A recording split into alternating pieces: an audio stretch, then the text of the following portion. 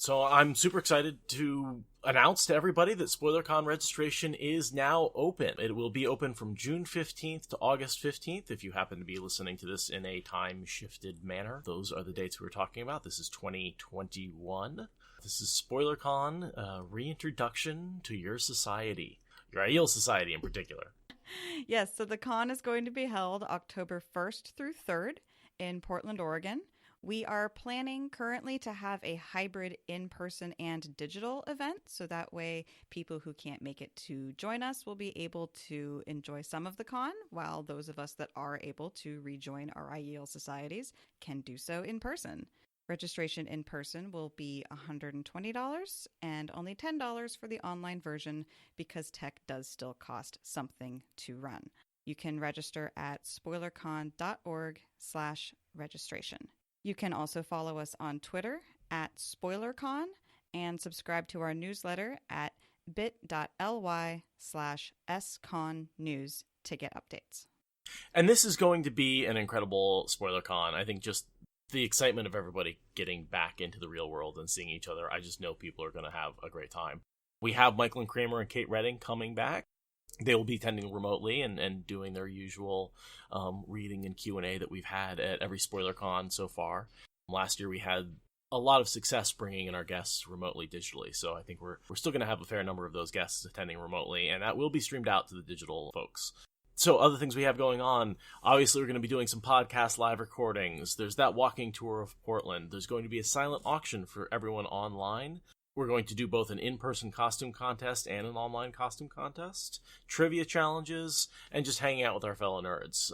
And, maybe a couple of surprises. The SpoilerCon committee is still working on a few things. Yeah, we've had a lot of success in past years, and we're very excited to build on those successes, use what worked before, and add new things. So stay tuned to our social media and get hype with us, because this is happening. Yeah, we are super excited. For a while it was a little tentative, but with vaccines rolling out really strongly in the US, we're able to go ahead and have this event in person, which is super exciting. We are going to this year be having it at an actual hotel and conference center, so no more Airbnb. No more being packed in next to the party while you're trying to sleep. We're actually able to get your own hotel room. So it's the University Place Hotel and Conference Center. It's on 310 Southwest Lincoln Street in Portland, Oregon. If you are reserving a room, enter the promo code SpoilerCon, and you should get a very good rate for those nights. Yeah, we've got a whole room block set out. A lot of work's been done to make sure that that is going to be affordable and friendly, so that way we can keep the party all together. We really, really hope to see you there, either in person or online, because this is going to be fun. We're really excited about what we're building. And there's a lot of great information at spoilercon.org. Check it out. Any FAQs you may have, extended information, it's all there on the website. Or, contact us in Discord and we can get hype about that at any time. Or email us at spoilercon@gmail or watspoilers@gmail. We're there listening and waiting for your calls. Emails, texts, Instagram posts, whatever. We'll be excited. On all of our social media, you will be able to find us at SpoilerCon. We have streamlined and made consistent that labeling. So if you look for SpoilerCon on any platform, you will find us. Look forward to seeing you there.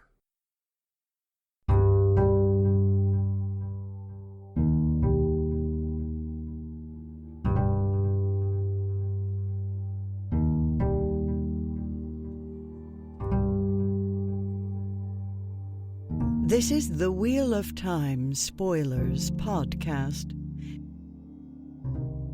Well, welcome to, what is it? Watt Spoilers 362? 363.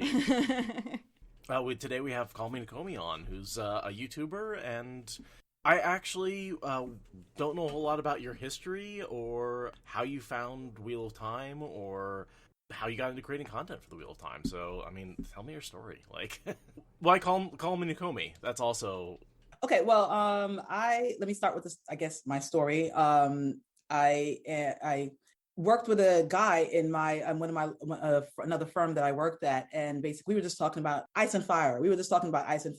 And I was just saying that, I love the show, and he was just like, "Oh, have you read the books?" And I was like, "No, I haven't read the books yet." And he's like, "Okay, tomorrow, bring an external hard drive and I'll give you all 5 books. I was just like, say less, I'm here. So I bought it the next day, and he gave me the Wheel of Time. He gave me the Ice and Fire novels, and then basically all on audiobook. He was just like, have you ever heard of Wheel of Time? And I was just like, no. He was just like, if you like Ice and Fire, you'll love Wheel of Time. And he was just like, it's like the Ice and Fire, but people don't die as often, and and most of the main characters pretty much live through the whole thing. So I was like, I'm there. No Eddard Stark first season. Right, you fall in love with him, and then they just kill him off. Exactly. Right away. I mean, so he, funny enough, he even gave me like not Percy Harvin. What's his name? I forgot the other. It's like Percy Jackson. Percy Jackson. He gave me those books also. He gave me the Brandon Sanderson's Mistborn series. So he dropped a ton on my hard drive. And that's a good friend. I love him to this day. I swear to God, I love him. And the only thing he didn't give me was Memory of Light, and I just went out and bought that myself. Actually, he gave me such a great friend. He actually gave me the login for his Audible account just so I could listen to the Memory of Light, and because he didn't have it. But after I finished it, I went and bought it because I was like, I have to have this. I have to have all 15. He gave me New Spring too. He gave me all of them. So I was like, so when was that? That was like a year after my daughter was born, or a year before my daughter was born. So that's at least 8 years ago. Okay. So I've been just basically rereading over and over again, and every single time it's been an 8-year long binge. Every single time I try to be like, no, okay, Felicia, read something else. And I've read other things too, but at the same time, I'm like, I always just go back to it. You always catch something new. You always catch something new. Every time. Yeah. Oh, and CallMeNakomi. So when I was watching Ice and Fire with my brothers, basically, and my brothers and my sister, I just basically used to love talking to them about it and wish I had people to talk to about Wheel of Time. And I was like, you know what? Sooner or later, if this show becomes a TV show, I wouldn't mind doing a show for this, and also just talking to other people. So I just decided to first start off with a channel, and I said, what was I going to name my channel? So I'm just thinking about different people, and I was like, okay, I like Nakomi because she only makes two real appearances in the books, and well, 3 maybe, well, no, two. Let's say 2. Yeah, that's the creator's voice in the beginning. But I was just like, I like her, and I like the fact that she might be the creator's voice. So I'm just like, it's funny. My wife was just like, so your name is the voice of God, and I was like, yes, my name is the voice of God. We're gonna go with that. So that's basically my story. Well, we're super glad that you could join us here today. This is it's always fun to have a new guest. I mean, not that we don't love our recurring guests, but new guests are really fun. Glad to be here. Looking forward to this chapter. Definitely. It's a good chapter. Speaking of which, chapter 18, As the Plow Breaks the Earth. And our symbol is the dragon. Yes. I wonder why. That was just a good segue. I had to take advantage of it. I wish I could get better at segues. That's great. That was a good one. And so, this is a pretty obvious chapter header entitled Dragon. It's Rand, and it's a phrase from the prophecy that we'll talk about later. And the big event is Cadsuane shows up. If Cadsuane shows up, That's the focal excitement of this chapter. Hence my background. Also, I hate seeing pictures of her. It's funny because I was reading this, and I hate seeing fan art. Or not this. Me say hate. I'm sorry. It has a very powerful word. It throws me off seeing fan art of her with the Tarangrial hanging from her paralysis net. Some of them I see it like sticking out like chopsticks, and I'm just like, I'm hoping that Rafe and crew come up with a better design than what I've seen in fan art, because I'm just like, it should dangle. Yeah. There's a lot going on there, too. It's not like 1 or 2 things. Yeah. There's like ornaments left and right hanging out. She doesn't know what some of them do. She's like, I'll just wear them and figure it out. It's fine. There's no way any of this will burn me. It's cool. Seizing Saidin long enough to unknot the word he had woven across one corner of the anteroom. Anteroom? Is that how it's said? Anteroom. I had to look it up. It's spelled interesting. Yeah. Anteroom. Anteroom. Rand raised his small, silver-mounted cup and said, "More tea." Louis Theron muttered angrily in the back of his head. Carved chairs heavy with gilt stood in paired lines to either side of the golden rising sun, 2 paces wide, set into the polished stone floor, and another tall chair so gilded it seemed entirely gold-topped, a small dais that was just as elaborate. But he sat cross-legged on a carpet spread for the occasion, green and gold and blue in a Terran maze. The 3 clan chiefs seated across from him would have disliked him receiving them from a chair, even if they were offered their own. They were another maze, to be trod warily. He was in his shirt, sleeves pushed up to his forearms to expose the red and gold dragon that curled around each, glittering metallically. The Aelman's Cadsuane covered theirs, on the left arm alone, perhaps the reminder of who he was, that he too had been to Ruidian when the journey meant death for most men who entered. Perhaps it was unnecessary. Perhaps. Scene set. Rand meeting with the Aiel clan chiefs. Mm-hmm. Tension. And this is after there's been a little time where they thought he was under control of the Aes Sedai when he got back from Demise Wells, and he's still trying to convince them that he's not under their control. Right. Yeah, and they are not convinced yet. Right, exactly. It's funny because I one of the clan chiefs basically mentioned that Aes Sedai will do anything will do anything to get what they want. So it almost kind of insinuates to what Fail said, where I hear that Aes Sedai can basically do such a thing as far as making people do what they want to do with the power or whatever. And then maybe one of the wise ones basically might have let him know that that's an ability that is had. So he has to convince them, yeah. I see that with Egwene. I mean, Egwene basically was sort of that undercover, she was willing to do anything to get where she wanted to go, which is reunite the tower and be that servant and be beaten and do all those sorts of things. She is what an Aes Sedai should be, Yeah, definitely. And he's got all these Aes Sedai who are trying but failing because they just don't have the willpower they eventually end up being dominated by the wise ones. Mm-hmm. Yeah, and the Aes Sedai here are trying to help him with this. It's just that their reputation precedes them, and so the clan chiefs are very skeptical. Exactly. I mean, I don't blame them. I mean, I'm sure that they have heard, the Aes Sedai is being referred to as Datsang. So basically, they're very skeptical. So they're looking at her just like, yeah, she'll do whatever she needs to do to basically stay here, but understandable. And that's why you have Marina basically doing all of these servant things. That's Rand trying to prove that she's at his beck and call. And, at some point, what's the difference? If they're willing to do everything you say, even if they're trying to manipulate you, doesn't that mean they do what you say? Mm-hmm. Like, there's a bit of a push and pull there where I can see where the clan chiefs are a bit hesitant, but at the same time, like, at some point, it's a distinction without a difference, right? Like, right, exactly. Yeah. If they're willing to do what you say in order to lull you into a sense of security, but they're still doing everything you say, then you win. Hence what one of them basically mentioned. They were just like, let's just talk about the Shido. Let the wise ones deal with them. One thing also I found interesting, this basically grabbed me throughout this chapter, was how often Lews Therin is talking in his head. And I'm just thinking to myself, like, he must be like, his brain is going 1,000 miles a minute. He has the Aiel to deal with. He has Lews Therin basically just, chattering about the Ashaman and the Aes Sedai. And basically it's just like, I'm just like, does Rand have any moments of like solitude in his head at all to basically to hold on to sanity? And I'm just like, I mean, even if the taint wasn't there to induce madness, I'm just thinking to myself, like, I would go crazy if I basically had to deal with all of this at the same time, all the time, every single day. That is just. And it's only getting worse because he's soon going to cross the streams and have Moradin in his head too. Exactly. Mm-hmm. He's having a bad day. He's having a bad mental health day this day.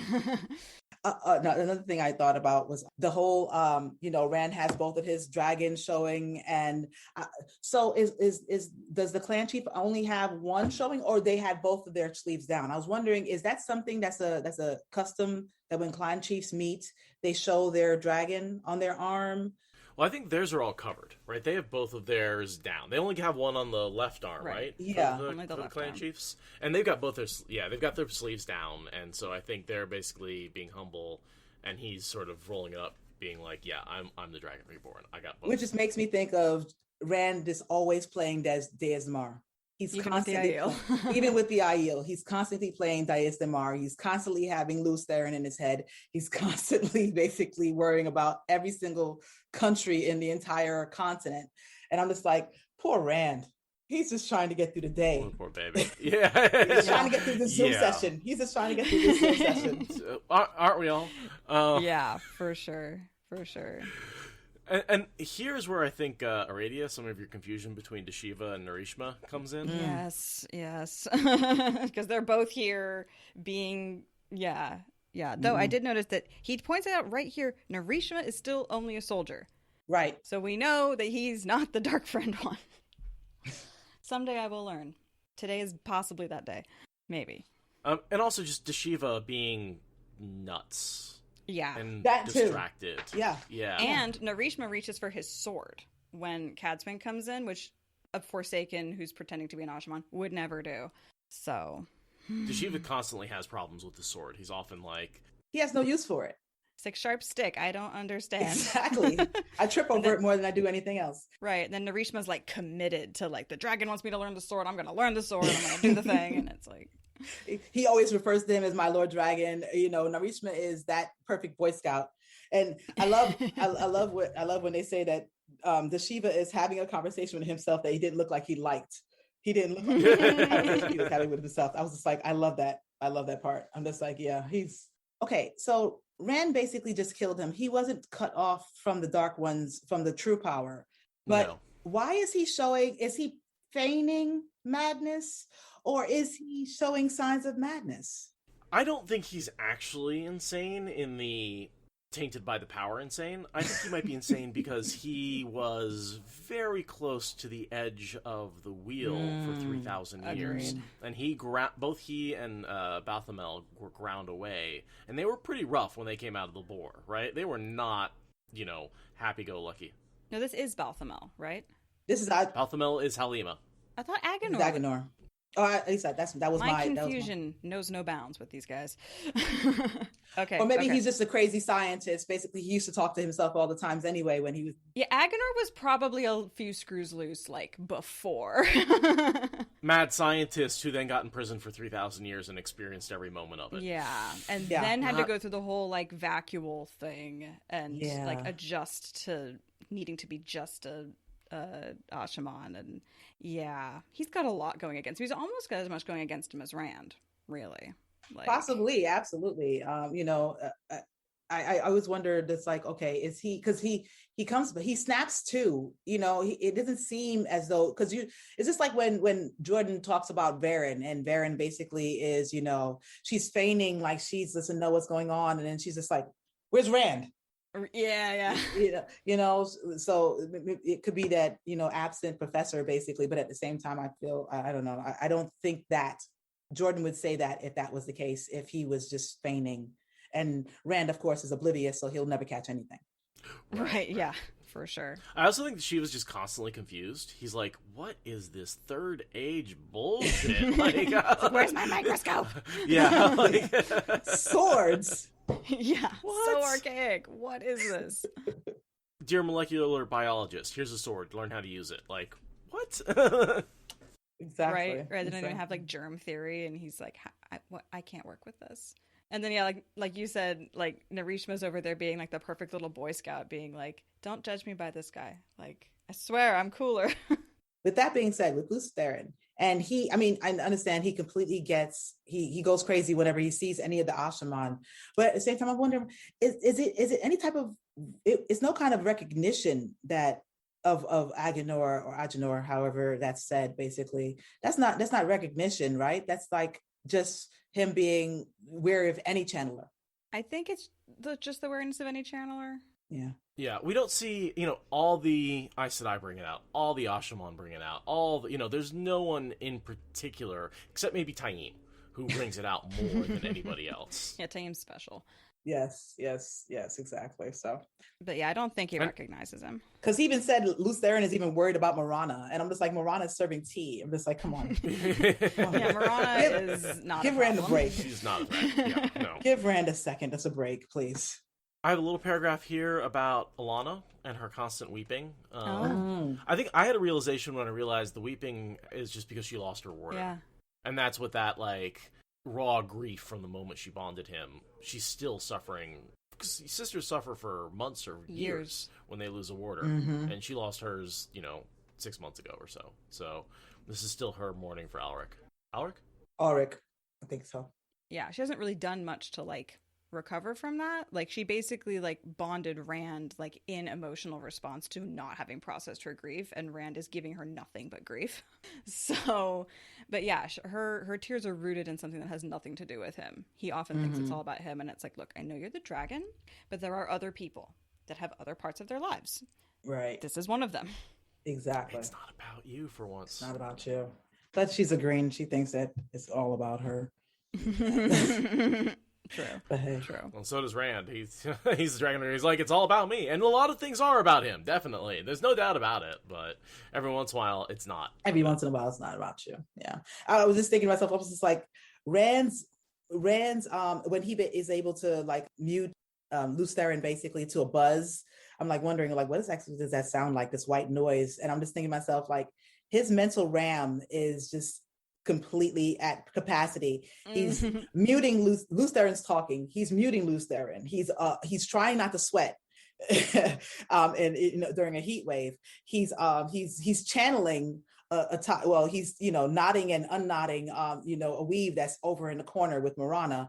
He's noticing the byplay between the Aiel, the clan chiefs, and the Ashaman there basically, and Alana's crying in his head, and I'm just like, poor Rand. I'm just like, that's about to crash. Oh yeah. Yeah. He's performing 24/7, right? Right. Like the way I feel after getting off an episode, and I have to be up and active and thinking and, talking to you guys and reading this stuff and looking at comments and doing all that, it's taxing energy mentally. It's fun, but doing that for a couple hours, I need to go rest for a while, and he has to do it all day, every day, in front of everybody constantly, and that's how you burn out. You never recover. And he probably doesn't sleep. Burn the candle at both ends. No, well, he's a warder, so he's using that. I'm sure he's using Very the warder thing to true. stay up all night. And he's not having any fun. He's not getting any like soul replenishment from any of this. None of this is fun. None of this is fun. That's why Min, I think, is so important here in the next couple chapters. A little stress relief. Absolutely. Little. No, she's his rock. I feel that's just my personal. I'm just like, where would he be if he didn't have? Oh my god! Right? her. Yeah, for sure. She's there when he's at his minimum. Oh, shut up. Min? I hate you and I your get it. fucking puns. I get it. His lowest point? Yeah. I got you. Incorrect, sir. Well played, sir. Have him wondering if livery would help with this Aes Sedai messaging he's trying to create, which, I mean, kind of, but he's also got them serving tea. I don't know how much more you can make them look like servants. Like, putting a bow on it isn't gonna convince the clan chiefs anymore. If they're convinced that she's going to do anything, they'll be convinced she can put on livery. That's not going to change their opinion of the Aes Sedai. Yeah, changing your clothes is like the least aggressive change they could possibly make. The fact that they're like obeying him is a way bigger adjustment than their clothing. I mean, there's something to be said for appearances and like subliminal messaging, but no, that ship has sailed at this point. I get it. He has to just do the posturing basically with them serving and everything like that. Basically, he could just lock them away, but then the clan chiefs won't. I mean, he needs to show a lot of people basically that the Aes Sedai don't have a halter on him. Not just the clan chiefs. So, yeah, it's good to use them. He should have had them dance a jig. Honestly, he keeps threatening to have them dance. He should have freaking done it. Right, he should have. And he's right. Having them convince the Aiel is the best service they could be doing right now. That's the number one thing they can do for him. Because that gives him an army. That gives him his base of support, right? Like, ensures it won't melt away. Right. And they want to be advising and they want to be in control. And it's like, no, that's actually the exact opposite of helpful. Yes, do not be in control at all. Do not give the appearance of being in control at all. Exactly. Don't even try and feel like you want to be in control. Yeah, keep it away from him. Now let me tell you exactly how you are messing this up completely. You need to follow exactly what I say. Yeah, it's like, no, I need to do the opposite. Can't wait to discuss that. Let's go. Yeah, let's go. So it looks like they've got a plan to wipe out the Shido. I think, honestly, I do think they would have been wiped out had Samael had not gone in there and redistributed them. Like, they're pretty trapped. Yeah, the Shido are in a hard place, or between a rock and a hard place, for sure. And Samael, in many ways, saves them. like dandelion seeds to the wind. Like one of you will probably not die out. There is one flaw because he wants to spread them out evenly, and because Savannah takes all the channelers in one location, you end up with a Shido force that is still relatively powerful, even though a lot of their warriors have been distributed. They're channeling power, which is really where the power is, stays united. Yeah, especially because now they fight with the power. Like, that's now a thing that's on the table for them. So, yeah, she takes away all the good fighters and just, leaves these, like, bandit Aiel wandering around without any power, which is unfortunate for them. No, I was wondered why, how those Aiel ended up in Farmatting also. Like, because I remember when Ren was walking through Farmatting, I think they were mentioning that Aiel wasn't something that was odd to see. Yeah, but I think it's ones that got the bleakness and they're lost and they're trying to find their way. I forget why they go to Farmatting. Yeah, I don't know. I always thought to myself, I wonder if that has anything to do with maybe I'll guide us this way, who basically can channel or I don't know. That probably has nothing to do with it. That's probably fan fiction. But that'd be a good place to go if you don't want if you don't want to channel. channel. Yeah, exactly. Yep. I was just wondering. I'm like, Farmatting. How did the Aiel end up in Farmatting? So weird. But anyway. Do any of them end up with Tinkers? A lot of them go to the Tinkers because they feel lost. Good... So they go to the lost ones and are like, hey, pacifists, teach me how to not stab things that make me angry. I'm lost too. Turns out you had the right of things back when we split off. Maybe that's why they go to Farmatting, because I feel like a lot of the Tinkers go to Farmatting for some reason. I guess because it's probably a fairly law-abiding place and very decent for them. So maybe if the Aiel are trying to find Tinkers, they go to where they know Tinkers go. I mean, it's one of the few cities that isn't like in a war. Also, that's a big plus. Ever. Yeah.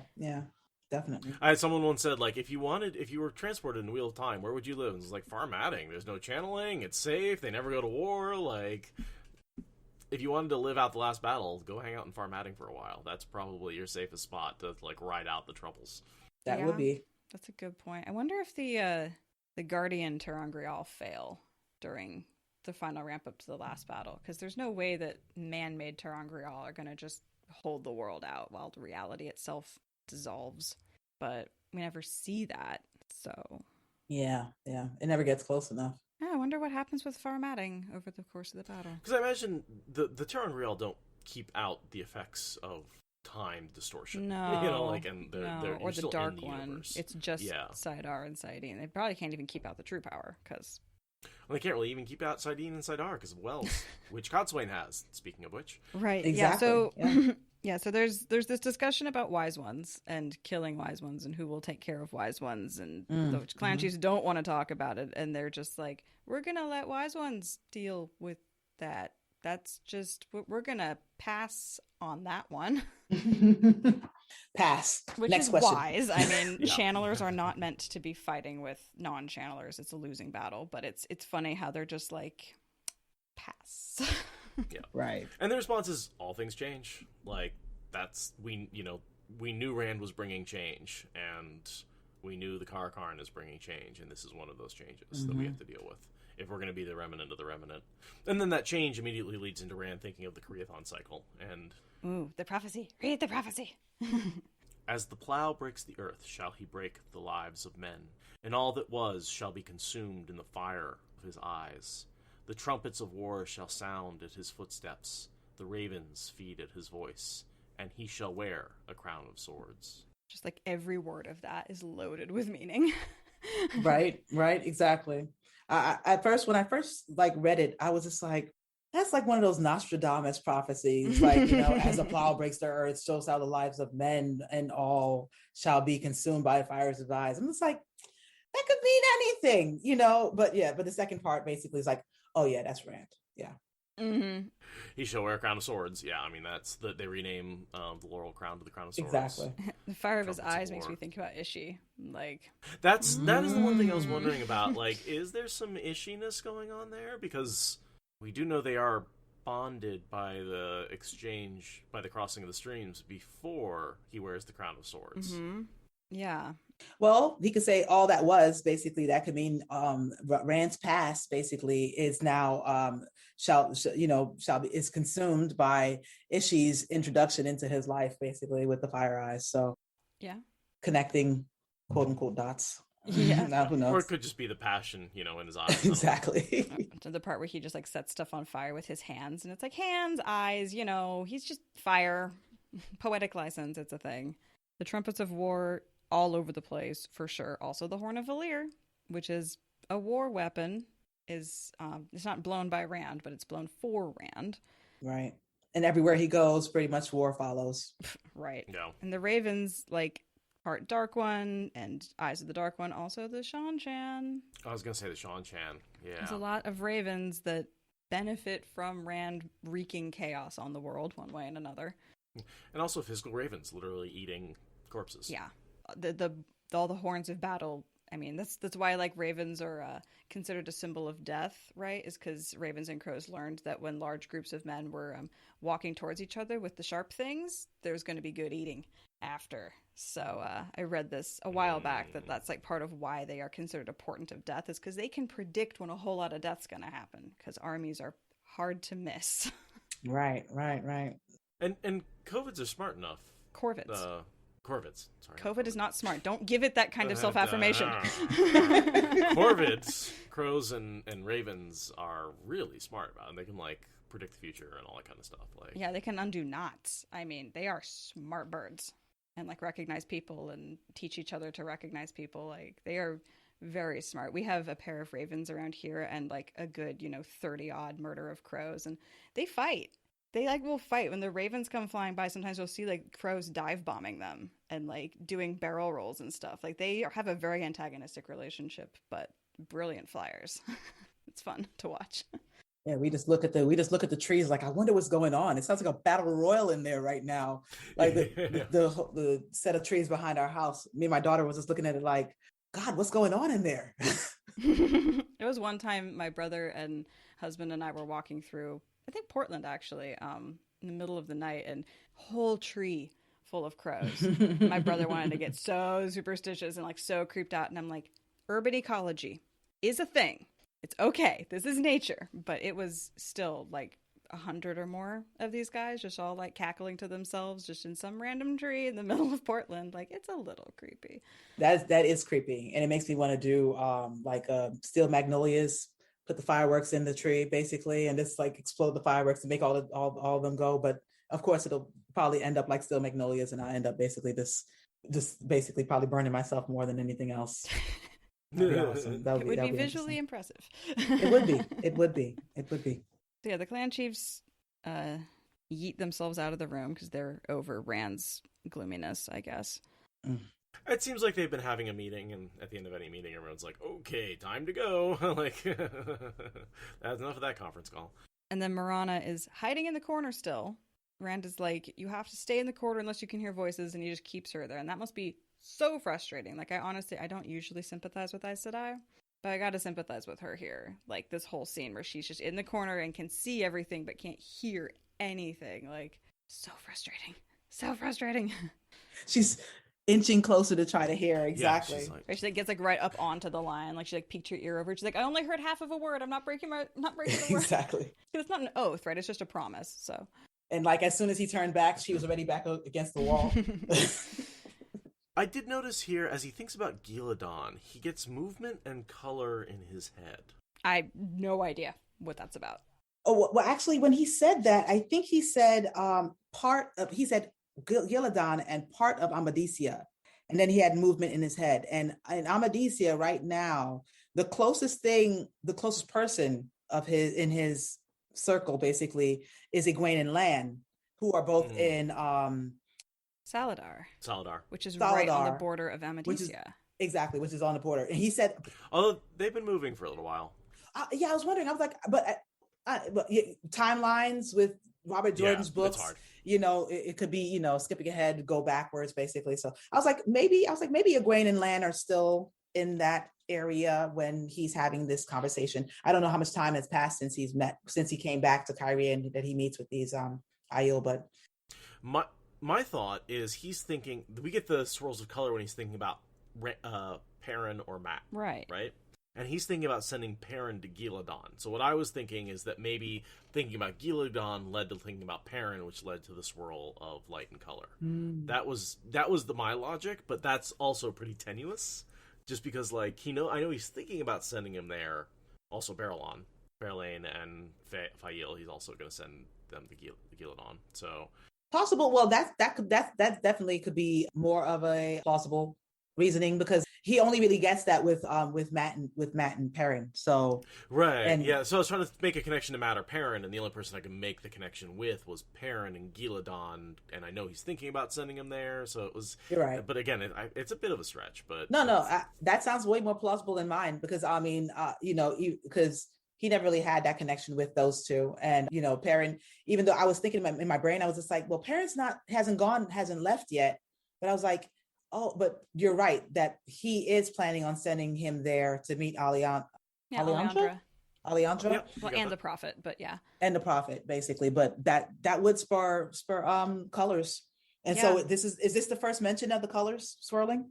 No, it's the second. Yeah, I was gonna say second or third, but yeah, no, that makes way more sense. I was just like, there's nothing here. This is nonsense. Lews Therin is just like poking buttons in Rand's brain to see what happens. But no, the connection to I want to send Perrin there, even though it's not in the narrative. Like, how could he not be thinking that, given how soon he's gonna send Perrin there? So that answers my question on that. Yeah, that makes sense. Put it on the board. And so Berlane walks in. Yep, Berlane and Anora. Which I also think part of why he ends up sending Berlane with Perrin is this whole conversation. Is he wants to get rid of her for various reasons, and when she won't go to Mayenne, he thinks, oh, what else can I do? I can send her with Perrin. Right. And she'll still be serving, but not present. Yeah, I never quite understood why she gets sent along, honestly. I don't think that was the plan here. Didn't sound like it was originally his plan, but at the same time, I mean, maybe he just thought that she has extra troops that could be useful to Perrin. So, but she wants to serve, so she can use him. So he's like juggling. He's just trying to figure out, ways to use his resources. So true. I also was wondering, when Alana stops weeping, cutting anguish subdued beneath a thin thread of anger, did Cadsuane just walk in to her room? Because she's on her way up. Like, she might be stopping by and like pinging the Aes Sedai and being like, bitch, we're talking later, or something like that. I mean, maybe Alana's just mad about something, but could be. Maybe she just decided to say enough weeping for now. Let me go and get some coffee. But yeah, that's a good idea. That Cadsuane is basically kind of like looking around and trying to find people, because I mean, she already has her other Aes Sedai helper basically looking for the Aes Sedai that are present in the palace. So yeah, I can't remember like when her and Alana interact, if it is the first interaction they've had yet. Because if it's not clearly the first interaction they've had yet, then I think that must be what this line is about. That like her crying stopped. I think that is her first interaction, or at least the first one before she maybe actually meets her, because of the fact that Cadsuane basically, when she finds out what Alana did to Rand, she basically has a reaction like that was the first time she's heard such a thing, or that I don't know, maybe she met her and didn't know then, and then found out later. But yeah, I didn't think that Cadsuane saw anybody else before she met Rand. She had to come up to get to Rand, so maybe somehow ripples of that interrupted Alana's crying or something. I don't know. I'm like looking for every little hint that Cadsuane's about to explode on the scene. What was Rand doing at the time? I mean, he's just being juggling right now in a meeting. So. Exactly. So I was going to say, maybe if he thought of something interesting, maybe she might have felt his anxiety change and then wonder what that was. But she's in the palace though with him, right? Yeah. She's around. Yeah. So yeah, I like that she ran into Cadsuane. And like that pissed her off. I like that headcanon a lot. To shock the heck out of her, exactly. I thought you were dead. Right, yeah. But yeah, Berlane and Anora come in because Berlane wants to yell at Rand for firing her by letter, breaking up with her by text. part of him is enjoying looking at her, and that's not exactly wrong, but almost. I think that's because he knows he's got a budding relationship with Min, and he's worried that his attraction to Berylane is going to interfere. Because later he says, oddly, he found himself wishing for Min. Very odd. That doesn't make sense. Like, it's because you like her. Exactly. And you feel like you shouldn't be looking at the pretty candy on the shelf when you've got, whatever on the counter. I don't know how that analogy is supposed to go. That fell off the rails really fast. But yeah, that's definitely... Stop window shopping when you've got cookies at home. Sure. Exactly. So that's... Stop looking for trouble when you got comfort at home. You could get comforted at home. Well, that's coming up. Yeah. And but he's very much embodying Lews Therin here, right? With the thumbing of the earlobe. This is the first time that gesture comes out. Which comes up again and again, but this is the first time. And he's like, yes, she's so pretty. Wow, what am I doing? And it's like, yes, LTT is Rand, but also like he's having a really bad day, and the fragmentation of his personality is really strong. Mm-hmm. We're seeing a lot of LTT breakthrough. Yeah. Exactly. I was one of those people who basically, at least the first several read-throughs, I was like, Rand is not crazy. He literally has a person in his head. I would be crazy. I'd look crazy if I had a person in my head too. But learning more, basically, it's the madness that basically is making his inner consciousness or his inner memories come out as a whole nother person, basically a whole nother consciousness. And I'm just like, really though? I'm just trying to figure out exactly how that makes sense to me, that, rather than just, this is what it is. And my brain is still saying, but I don't know. So I'm sure you guys prescribe yourself to the canon where basically, Lews Therin is not really there. It's just his memories from a past life leaking through and just basically manifesting itself as a separate person. Yeah. Right. Yeah. That it's two aspects of the taint, right? There's one aspect that's making him insane, and he's hearing voices, like a lot of the other Ashman, a lot of other male channelers who hear voices. And then he's got this other thing that is essentially separating the barrier between his past life and is giving him memories of his past life. And the memories are real, but the personality isn't. So is the interaction with the personality, it's just basically him talking to himself, basically. It's him talking to himself. Yeah, it's him in his own head, basically arguing with his own insane mind. And a lot of times when he's stressed, Lews Therin expresses his stress or his anger, rather than Rand expressing it himself, because he's in the void and shutting down all of his emotions. And so they squirt out the side into Lews Therin.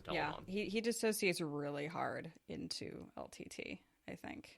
A clue to that basically is when Cadsuane says something, which we're going to go over soon. He basically is just like, Lews Therin is gone now. He's like, you're there, aren't you? And he won't answer. And so so what happens during the Threads of Gold? Does he basically realize? Is it just a realization of basically that just being loose? His is just memories, or is actually something? Does something actually happen during Threads of Gold? Well, we see... We're going to say the same thing, aren't we? Yep. We're on this podcast too much together when we start saying the exact same sentence in the exact same way. Yeah. Go for it. The way that when Nynaeve delves him and there's that light coming out of his brain and coating all of the compulsion stuff, I think that's what makes it possible for him to be integrated. But I think also there's a lot of like coming to terms with it, right? Like some of this is psychological and some of it is taint induced. Some of this is like magic insanity, and some of this is just he's really stressed and in denial. And when he gets over being in denial, that helps. But then this stuff coming out of his brain to like deal with the compulsion of the Dark One is part of that also. So here's my question. The gold stuff that surrounds the dark stuff, that's not the OP. That's not Saidin or Saidar. No, Nynaeve's able to see it. Coating the thorns, right? It's coating the thorns that's digging into his brain. Yeah, but he calls it a golden power. Is that not the power he uses to light the pipe with? Ooh. Whatever that power is, that's not Saidin Saidar. Is that just the creator basically taking creative license again to say, Whoa. You know what, Taviran, we're gonna put a little plastic coat over his brain basically to make sure magic he doesn't Teflon, go all the way fine. crazy. Exactly. But whatever power it is that lets him create the golden coating, is that the same power that lets him light the pipe? That's my question. Oh. Not that the golden stuff is what lights the pipe, but like that connection, that connection. Because I don't know what that golden stuff is, right? Like no one. That's one thing that I've never really thought to investigate. Like, and it wasn't the same thing that was on. Oh, what was the other Ashaman that Nynaeve healed his madness? No, because he had the black taint in his brain. Right, he had the thorns. She just pulled it out. She just ripped it out. She didn't coat it or anything, and then healed the spots. Right. The problem is you couldn't do that with Rand's because if you ripped it out, you'd destroy his brain. Right, and it's way more complex and adaptive, and it's like the Borg just like responding. It's all in there and threaded into it. And that also is partially what is the Lewis Theron memories are sort of contained in that taint. Yeah. Maybe that connection. The creator did it. I'm just gonna go with that. Technically, the creator does everything. Yeah, I mean, it could be like if the taint is the essence of the Dark One, then this could be like the essence of the creator being like a counterbalance, like in his brain. Because Grendel said that she's never heard of such a thing, basically, a person being born with their old memories, or manifesting their old memories, manifesting in their consciousness. I say the creator basically was just like, okay, we have to make sure we win this time, guys. That was way too close with the breaking was way too close to ending everything. We got to make sure we win this time. Let's hedge all the bets. Definitely. Hedge everything. Hedge everything. Let's cover everything. Well, and I like the whole self-defeating aspect of the taint, that the taint that the Dark One uses to defeat the male channelers is what eventually leads to the Dark One's defeat in the long run. Its evil is always self-defeating. That gives Rand the ability to fight back, is having those memories. Mm-hmm. Yeah, it just goes back to the whole, we need the creator and a Dark One. Both things basically, to me, is just like a cycle, and to have that cycle continue, you have to have one to push the other, like the one power. Yeah, it's a dynamo, right? The electromagnetic spectrum has two parts, right? Like that's how things happen. So yeah, but yeah, I do think that there's a bit of Rand coming to terms with LTT in a way that he isn't now. Like he's just also dissociating in a way that is just normal human madness, and he gets over that to some extent in Veins of Gold. That's part of it, but doesn't explain his brain getting all glowy. Exactly. He still calls himself mad after basically the Veins of Gold anyway, but he can process it better now. Right. Yeah. He's like, I'm now a functional insane person. It's fine. It's cool. Exactly.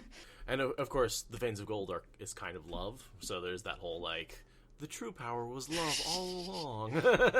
Just click your heels together and say, I'm not insane. Yeah, the healing power of love for sure. I think the other reason that Rand really, going back to Berelain, one of the reasons Rand wants to send her away is that there was an assassination attempt, and he again cannot deal with threats against women and violence against women. Like he's like, oh, assassination attempt, get out of here. I'm too dangerous. Go home. Yeah, for sure. I'm curious what it says, like that this is also a threat pointed at Fael, but that's being taken care of. What does that mean? Why does Berelain not get taken care of, and why is Fael being taken care of? He's sending Fael with Perrin. Yeah, I just thought to Gillidan. Yeah. She'll be out of the city and away from Colaver's cohorts, basically, or people looking for retribution for Calaver. So that's part of why he sends Berelain, because it's like, okay, two birds, one stone. Like I'll get you both out of the way at the same. Okay. I've already got the solution with Fael. Might as well send Berelain on to. But he didn't think of that until she yelled at him about sending her away. It didn't just occur to him out and slapped him. Exactly. Yeah, and he was trying to send her back to Mayenne, and she's like, no, I'll go to Mayenne. So he's like, well, where else can I send her to get away from Colaver's people? And it's like, well, just send her along. Honestly, I don't think Mayenne was a smart call. I think she would have been killed there, like, real fast. Yeah, no, she's smart enough to know that's a bad idea. That's probably why she didn't want to go back. I mean, well, not all the reasons why she didn't want to go back. She does basically find value, at least in her, in her day, to serve basically the person who's supposed to lead the light into hopefully victory. I'd rather stay close to him rather than go into Mayenne and trying to fight tyrant lords off, from trying to take over my country. Yeah. I mean, yeah, if I were her, I'd basically would want to stay at least involved with what's going on. Right. I mean, where the power center is. Her stated reasoning here seems logical. Exactly. And how if she doesn't go to Gillidan, how is she going to meet Galad? It's true. How are Ken and Barbie going to meet? if How they're ain't on the Yeah. are we gonna meet? Exactly. How are the two prettiest people in this story going to meet if we don't? Like, how is so- Ghetto Kane going to be conceived if they don't meet? Just saying. Oh, are they gonna have the ugly kid? Yes, they I have feel- to. They're too pretty to have a pretty baby. That actually seems that's pretty much on point.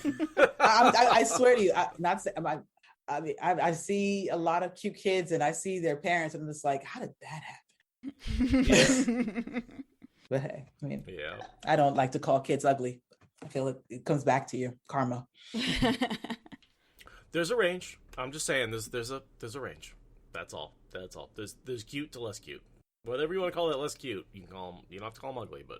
And Marana is basically salivating to find out what's being said. She would have poured his tea every day for 10 years to hear what was being said. She's like, this is like Aes Sedai gold. Why are you keeping me away from it? It's like watching a soap opera. She's like my mother watching a soap opera. She's just like, I'm like, Mom, Mommy, Ma. Like, she's like completely ignoring me. What? It's a soap opera. She's like, oh, he slapped her. She slapped him. Oh, what happens next? Yeah, that's Marana's suffering here.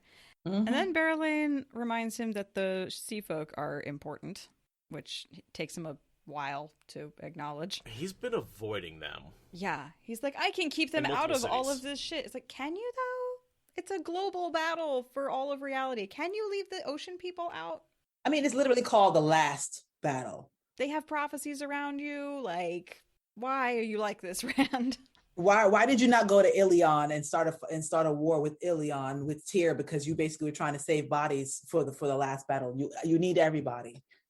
Why ignore them because they're underwater? And he's so Western centric, right? He's so focused on his little spot. Like, obviously, the whole thing with Shara, right, that he misses. The sea folk he doesn't use accurately. The Shan take him unexpectedly. Like, yes, I get that. Like, for him, the whole world is the continent he's on, but there is the rest of the world out there, and he doesn't treat it quite right. He doesn't approach it in the right way. Rand's biggest ball that he drops is Shara. He's worried. Every other country to except for I guess the islands of Madmen, basically is involved here. And Ruark actually mentioned Shara in like the fourth book, and he's just like, well, I don't even know what's going on with there. I read about it a lot, basically, in The Travels of Jane Farnstrider. Jane Farstrider, exactly. I read it in Jane Farstrider a bunch of time, and there's a whole nation out there, but they don't have anything to do with this. I mean, somebody should have been sent there just to check on things.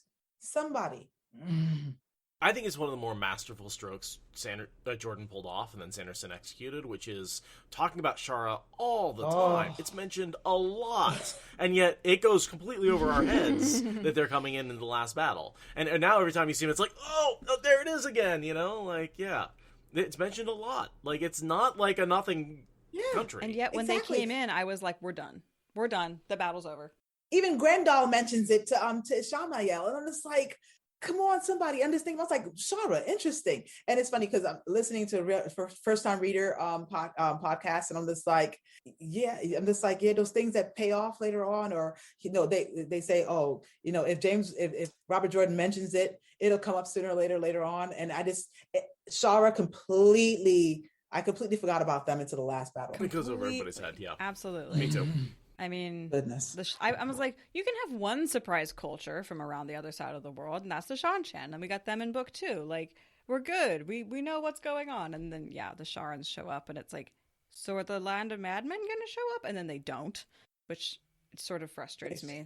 They show up with no one was watching the coast. What was going on? Yeah, right? And it's like an army of militarized channelers. And not the coast, obviously they came through a gateway, but still I'm just like, no one was looking. No one crossed the ways to see who's on the other side. Yeah, it's like, let's just mention silk every single time dresses get mentioned, and then not wonder about the nation that produces silk.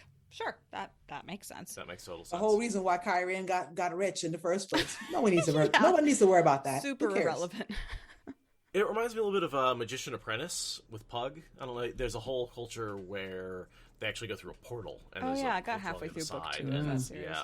And in the same way that, like, in that one, there's the Western culture and then there's the Eastern culture, and those are the two cultures. And Jordan was like, yeah, there's that, and then there's another one. and I feel like so much of fantasy has that trope of our quote-unquote Western culture and then the others. whatever culture that happens to be. And I like that Jordan threw 2 of them at us. Yeah, for sure. He's like, no, the world's actually pretty big, actually. There's not just one other culture out there. Shocking concept. It's kind of the difference between like having Russia and China show up. Right. Seriously. You're over here looking at Russia from the West, and basically, you know, China's just like new economy, baby, new economy. We got crypto coming. Yeah, pretty much. Or World War II, sort of like having Japan join, right? Like you're used to dealing with like Germany and like you're fighting them, and then Japan's like, hi, Pearl Harbor. So what I'm saying is Pearl Harbor and Charon showing up is basically. So when the Aes Sedai war camp gets completely bombed, that's Pearl Harbor. That makes a lot of sense. It's a lot of very valuable things put in one spot and then almost completely decimated. And the war is almost completely fought until the Americans, aka the Shanchan, show up from wherever they are with their Texas accents. They have to do that in the show. I want to do it. I want to hear it. Oh man, that's really true. My name is Tylee Carrigan from the ever victorious army of the. Y'all bow down to the Empress. You hear? My name Basil. May she live forever. May she live forever. Ah, praises. Exactly. Oh Lord. My domain. God, what was that in the awesome. song parody contest? The long-nailed Shanchan boy? That was all done in a Texas accent. It was kind of really amazing. Good. Not really much. I had never heard the song before, so I don't really know how well it was against the original. But just it was a true Texas accent talking about Shanchan stuff, and it worked way too well. He had something there. Mm-hmm. Some people are like, oh, Robert Jordan, why would you make it a Texas accent? No, he's like, trust me, It'll be golden. It'll be golden. Yes, it'll be golden. Love this line when he sends Barrelane away. He's like, will you still serve if it means leaving? You'll be out of my sight, but not out of my mind. And I'm thinking, yeah, Louis Theron is absolutely thinking about Barrelane quite a bit. Yeah. I mean, Rand's almost blushing over the fact that Louis Theron is having dirty thoughts. It's like, yeah, that's Louis Theron. Yeah, Louis Theron. Mm-hmm. Again, he's pushing all of his shame onto Louis Theron, right? He's having dirty thoughts, and he makes Louis Theron have those dirty thoughts. Stop he making me irrationally think angry. Yeah, exactly. And Louis Theron gets irrationally angry. So as he thumbs his earlobe and hums to himself. Yeah, interesting. I just thumb my headphones. Stroke the headphones. Hey, stroke the headphones. He's thinking with a small voice in his head. You know, maybe I just. That's my alarm saying I gotta go.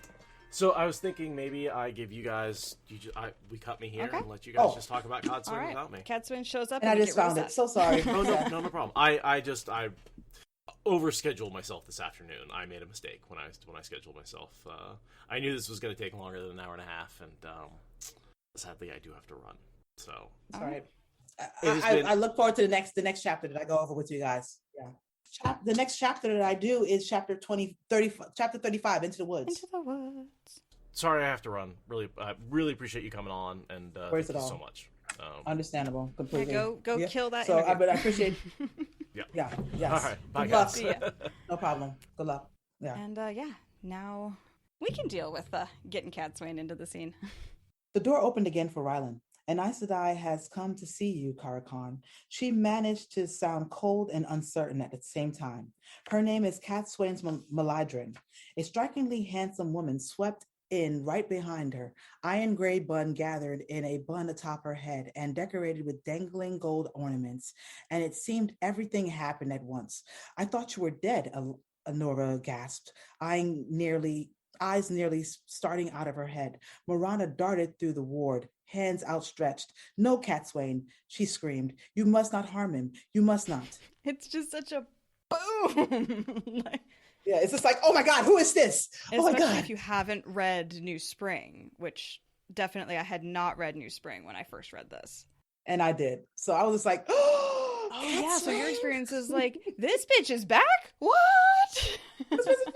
Exactly. You know, you think that Jordan has tons of one-off characters basically here and there, but any person he mentions is fair game to come back. So I was glad to see her come back, even though I was still not completely sure of her because of Moraine. Yeah, I was going to ask, like, did you trust her or mistrust her? Like, especially given that you listened to New Spring first, like, how did you feel about her when she showed up?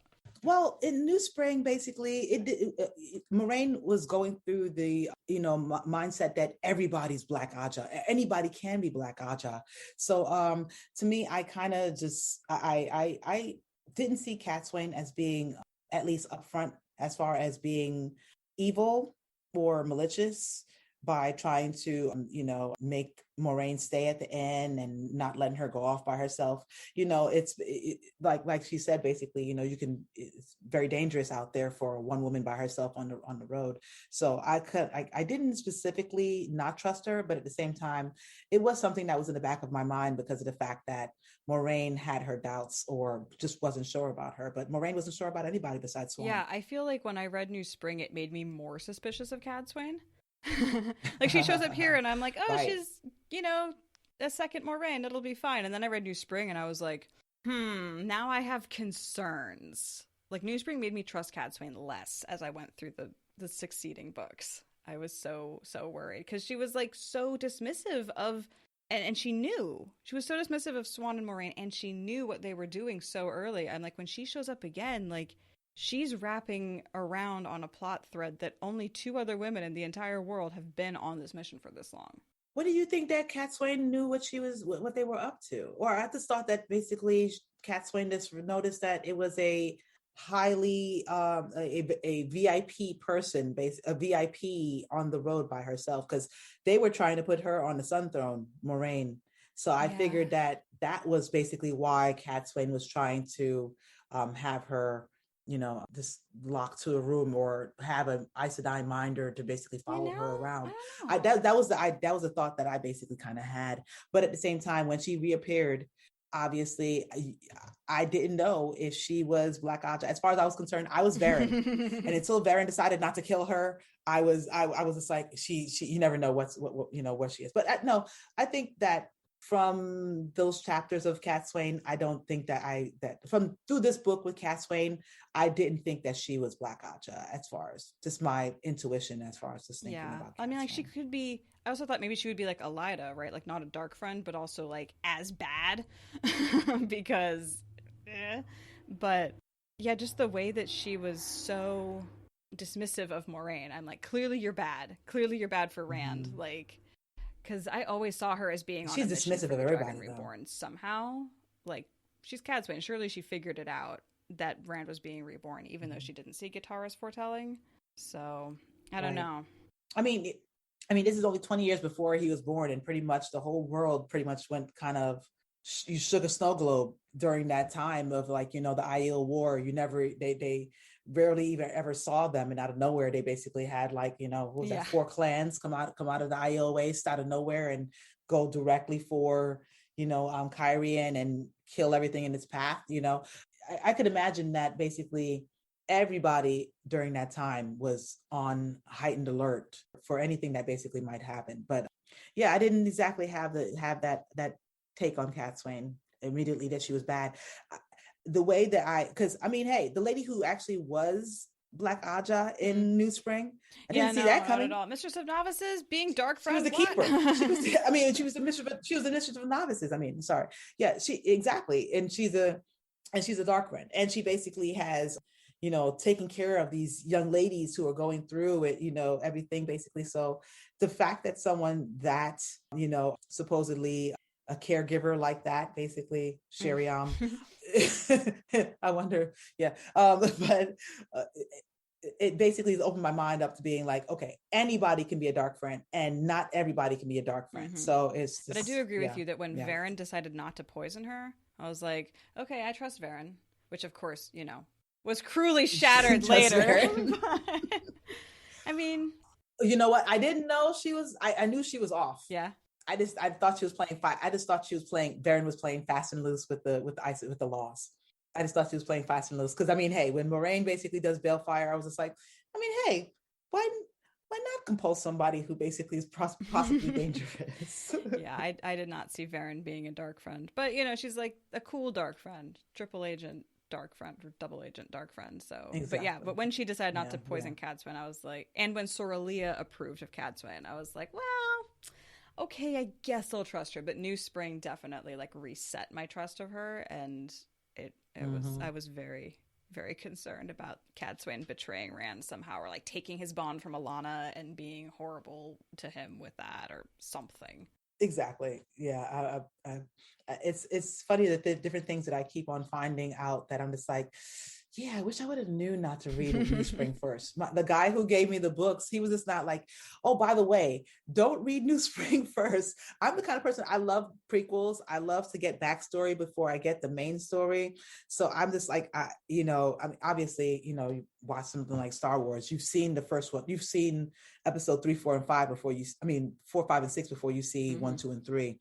But I always like to watch things in sequential order. I'm just that kind of person. I like, if I'm going to start Star Wars, I'm going to start from Phantom Menace. That's just the kind of person I am, basically. So I was just like, New Spring. So we're going to have to make sure to like help field the new people that come in because of the show, and they're going to want to read it and be like, no, sit down. Do not do that. A note to our listeners. Exactly. Don't do that. Because it's very much a good like backfilling fan service. Like it makes so much more sense when you're halfway through the series when you read it. I enjoyed it though, because I loved it. It was just like you got to see Lan before everything happened. You got to see what was Moraine, what was her life before. Immediately you get the prophecy, you get the foretelling, and it was just like, okay, what brought them to basically become this super duo, just basically on the road. So when Eye of the World started, basically, I was just like, yeah, they've been on this for like years. Like they're gonna, of course, they'll find the the dragon. And then like Swan and Moraine's relationship, right? So that way, when Swan like gives her that big hug at the beginning of Great Hunt, it's like, I mean, that hug tells you everything you need to know, even without reading New Spring. But when you have read New Spring, you're like, man, it's been a long time since they've seen each other, and I love them. Exactly. I that's another fanfic I would love to see. Basically, just those years. Oh, not exactly a fanfic, but I would love maybe if the show touched on those 20 years in between, the foretelling and how she got to the Two Rivers. It says that they say that she found not a note, but she basically found out about a soldier. Yeah, she gets the rumor and, of a rumor or something like that. I'm like, okay, sure. I'm just wondering, where were they at? Where are the other places that they basically went? So all the other places in her little book, adventures. Basically, that she... So many little episodic weekly adventures that you could have. And then the times that she's like trying to communicate with Swan, and like Swan's entire climb to power, like knowing that Moraine is out there. And exactly. And the fact that they've been to the Borderlands before, and all the Borderland rulers know her. Yeah. The Eye of the World thing, or the Green Man, like they went and saw him before. What? Yeah. I want to know. So many questions. All of this, exactly.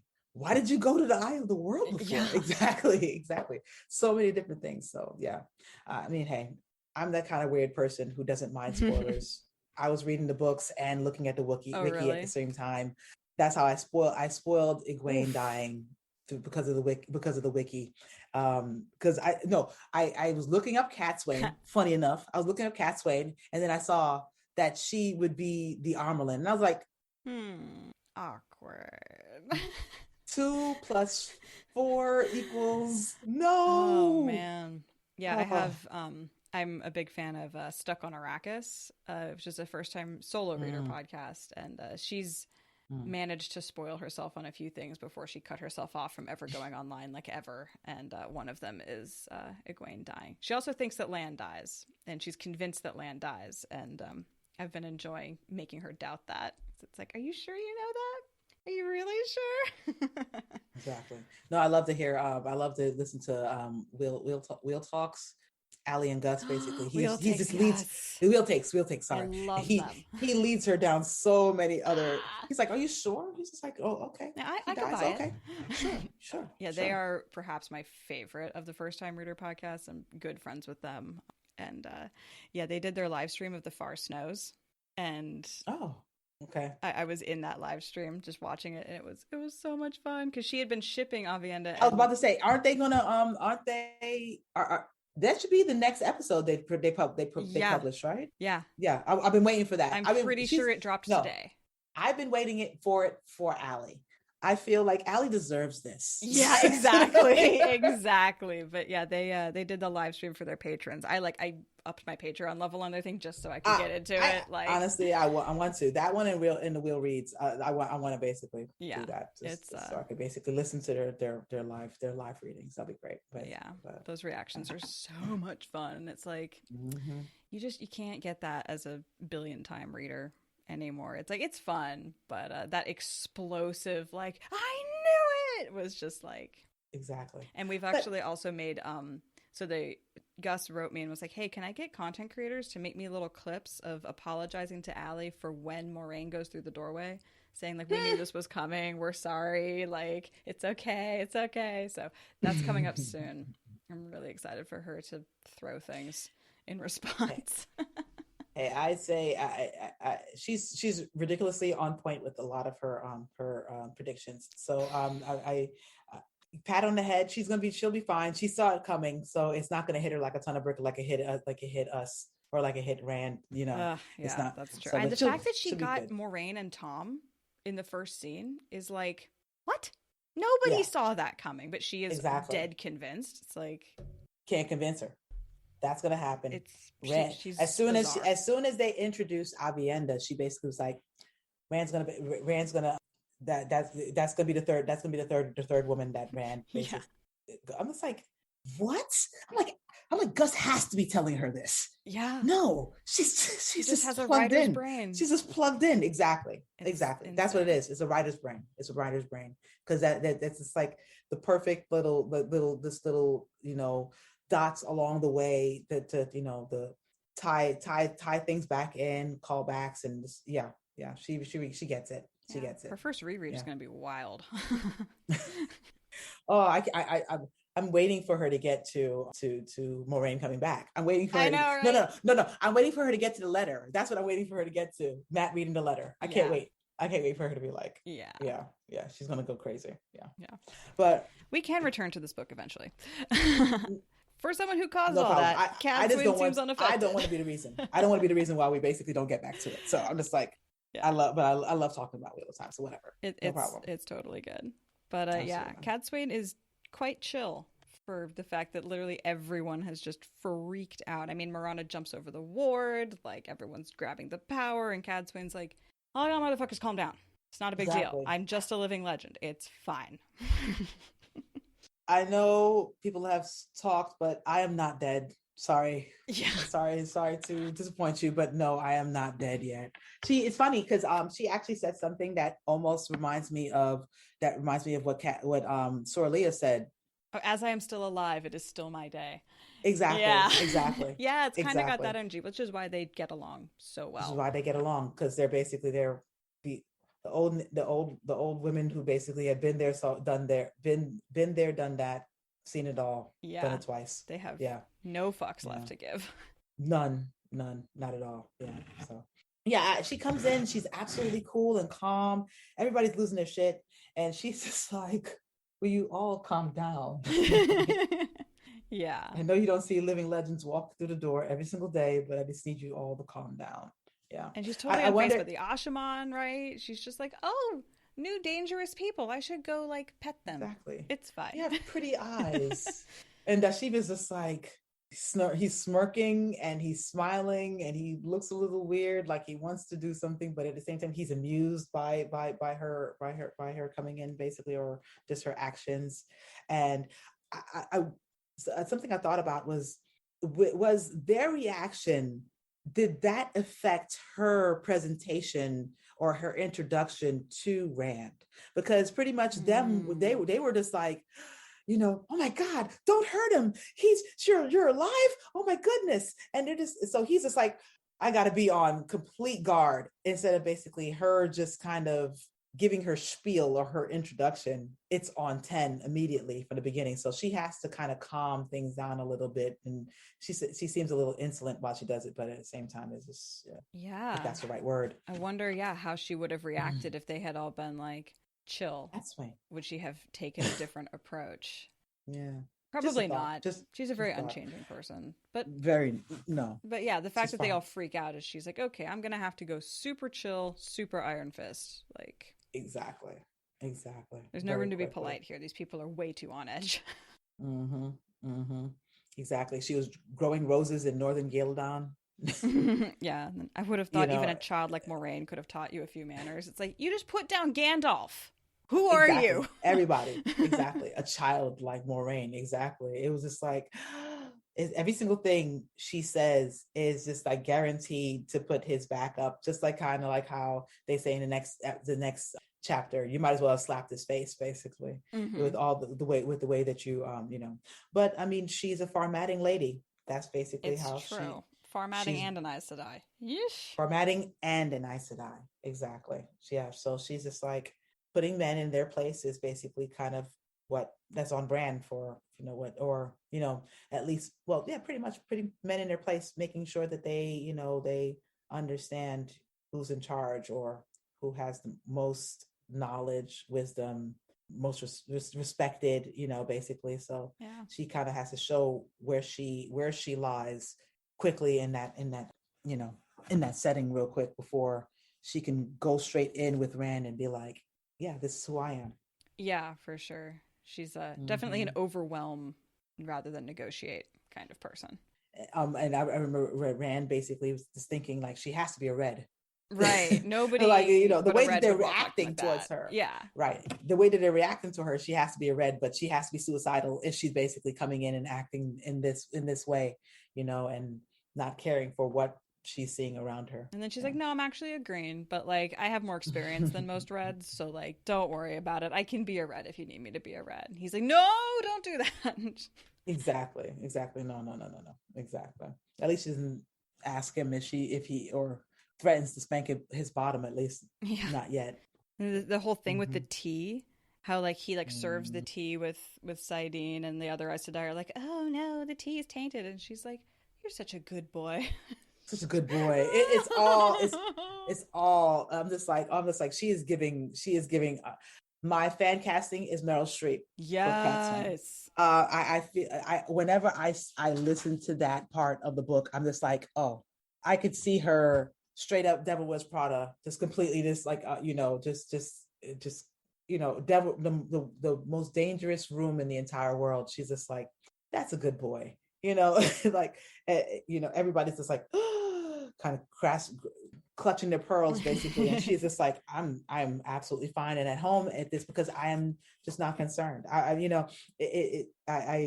She it's so many different things that we don't know at that time that basically lends to why she is that comfortable. Mm-hmm. Yeah. So I'm just like, Tangriel, her experience, I never thought about how much her hairnet is giving her confidence, because she's got the like, she can tell if men are channeling, she can tell if there's someone who's annoyed. Like, she's probably got like an armor weave that would just pop out if she needed it or something. Exactly. Oh, I mean, if she knew what half of that go gadget Paralis net basically does. For some reason, in my brain, I keep thinking of like a Pandora bracelet, where it's just like a bunch of different little things that's on her bracelet, basically. Mm-hmm. But I'm just like, yeah, so many different little things. She has one that tells the direction of the person who's channeling too. So that kind of tells her that Rand was the one who poured the tea, who channeled and poured the tea, basically. So that just get, it lends to her legend, as she says later on in the, or like when she in the books. when they go to meet with Semirog disguised as Tuon, and a piece of her hairnet that she didn't even know what it did, like dissolves the net or the weave of illusion. So she's probably just walking in there being like, yeah, one of these things is definitely going to come through for me if I need it. Like, it's fine. It's fine. I'm confident.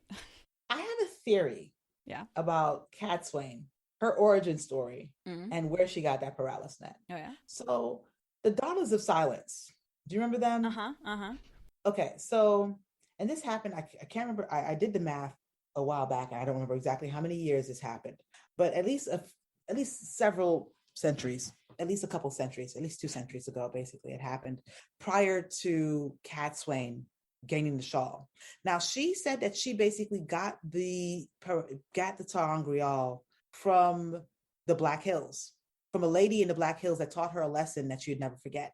And so I just basically coming across the whole thing with the Daughters of Silence, where, they were a collection of channelers who I forgot what specific word that they used, but basically they were dissolved. Yeah, they were disbanded because And they were anything but disbanded. silent.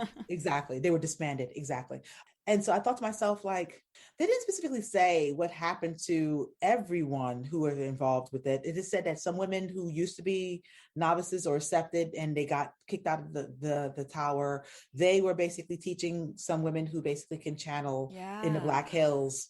And I thought to myself, what if either one of them, one of the people who were, maybe not specifically one of the people who were training the other novices, quote unquote novices, but what if there was another person who was there who basically collected those accepted and then basically was helping the accepted teach the other novices, and they all got disbanded, but at the same time one of them somehow basically stayed in the Black Hills, and that's who Cadsuane basically found.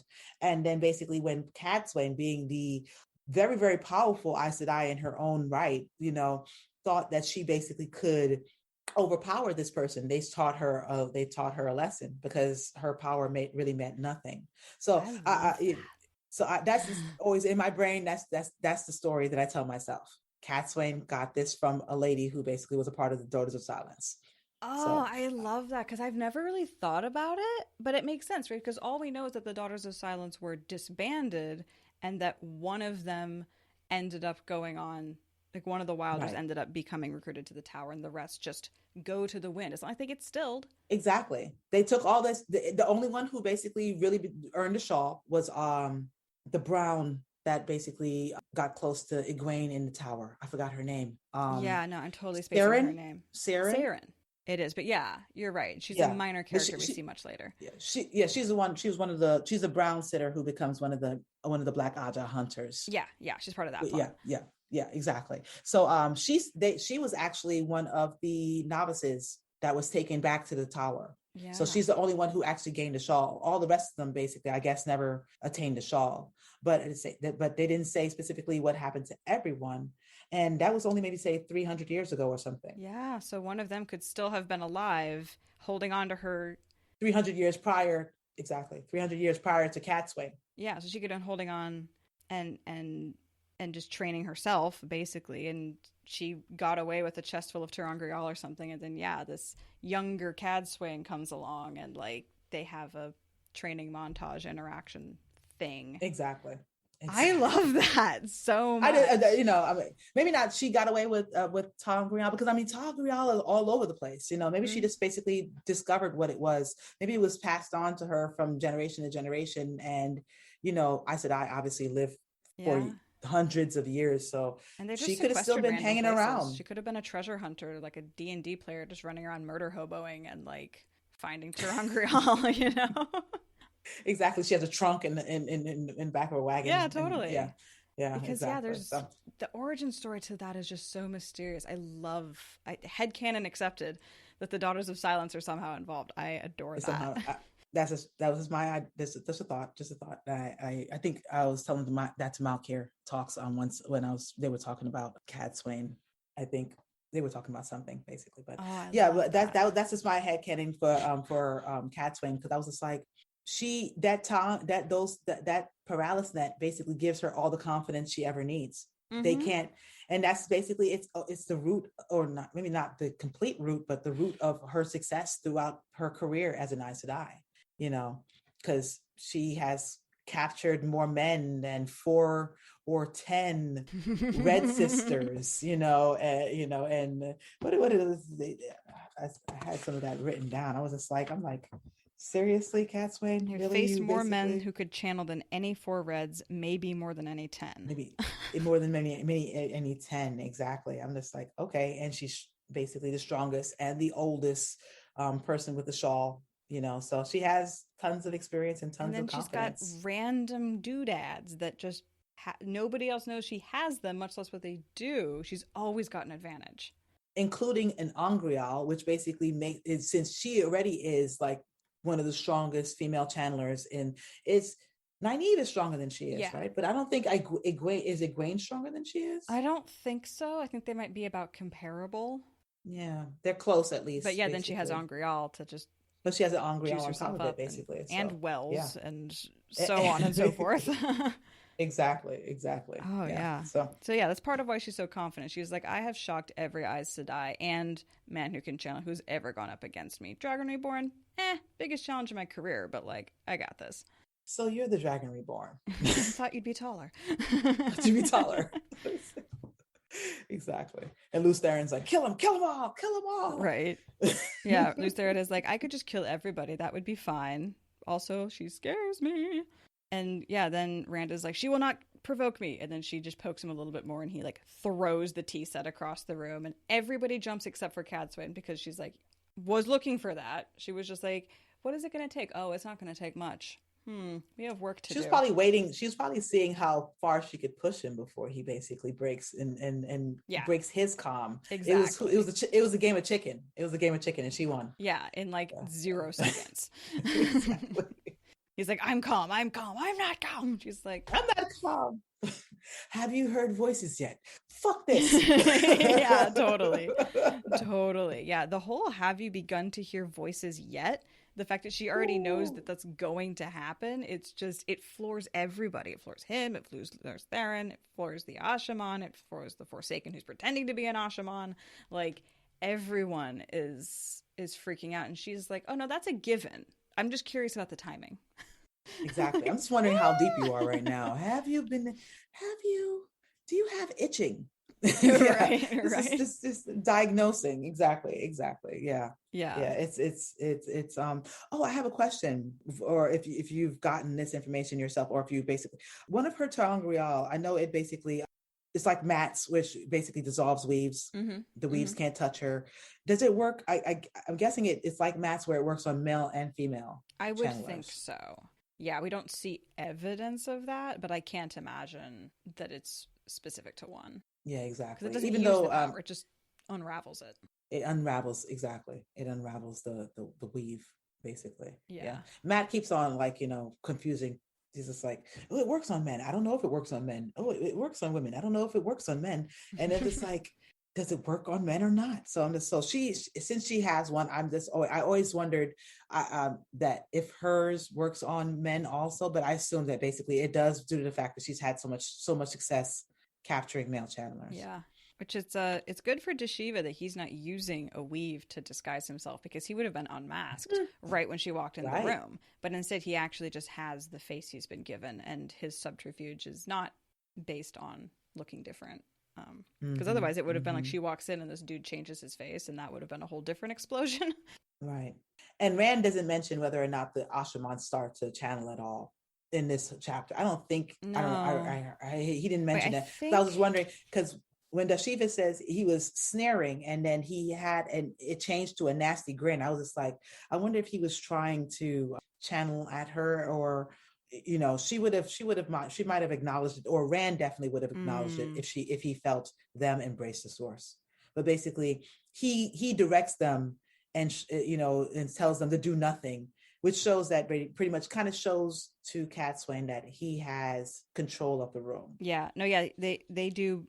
Both of the Ashaman grab the power, but then they don't do anything. But I like the idea that maybe he was, somehow like could tell that it wouldn't work. Like he started to form a weave and like it fell apart, and Rand is just not paying attention because he's occupied freaking out otherwise. Right. Yeah. Kind of like how Demandred. Yeah.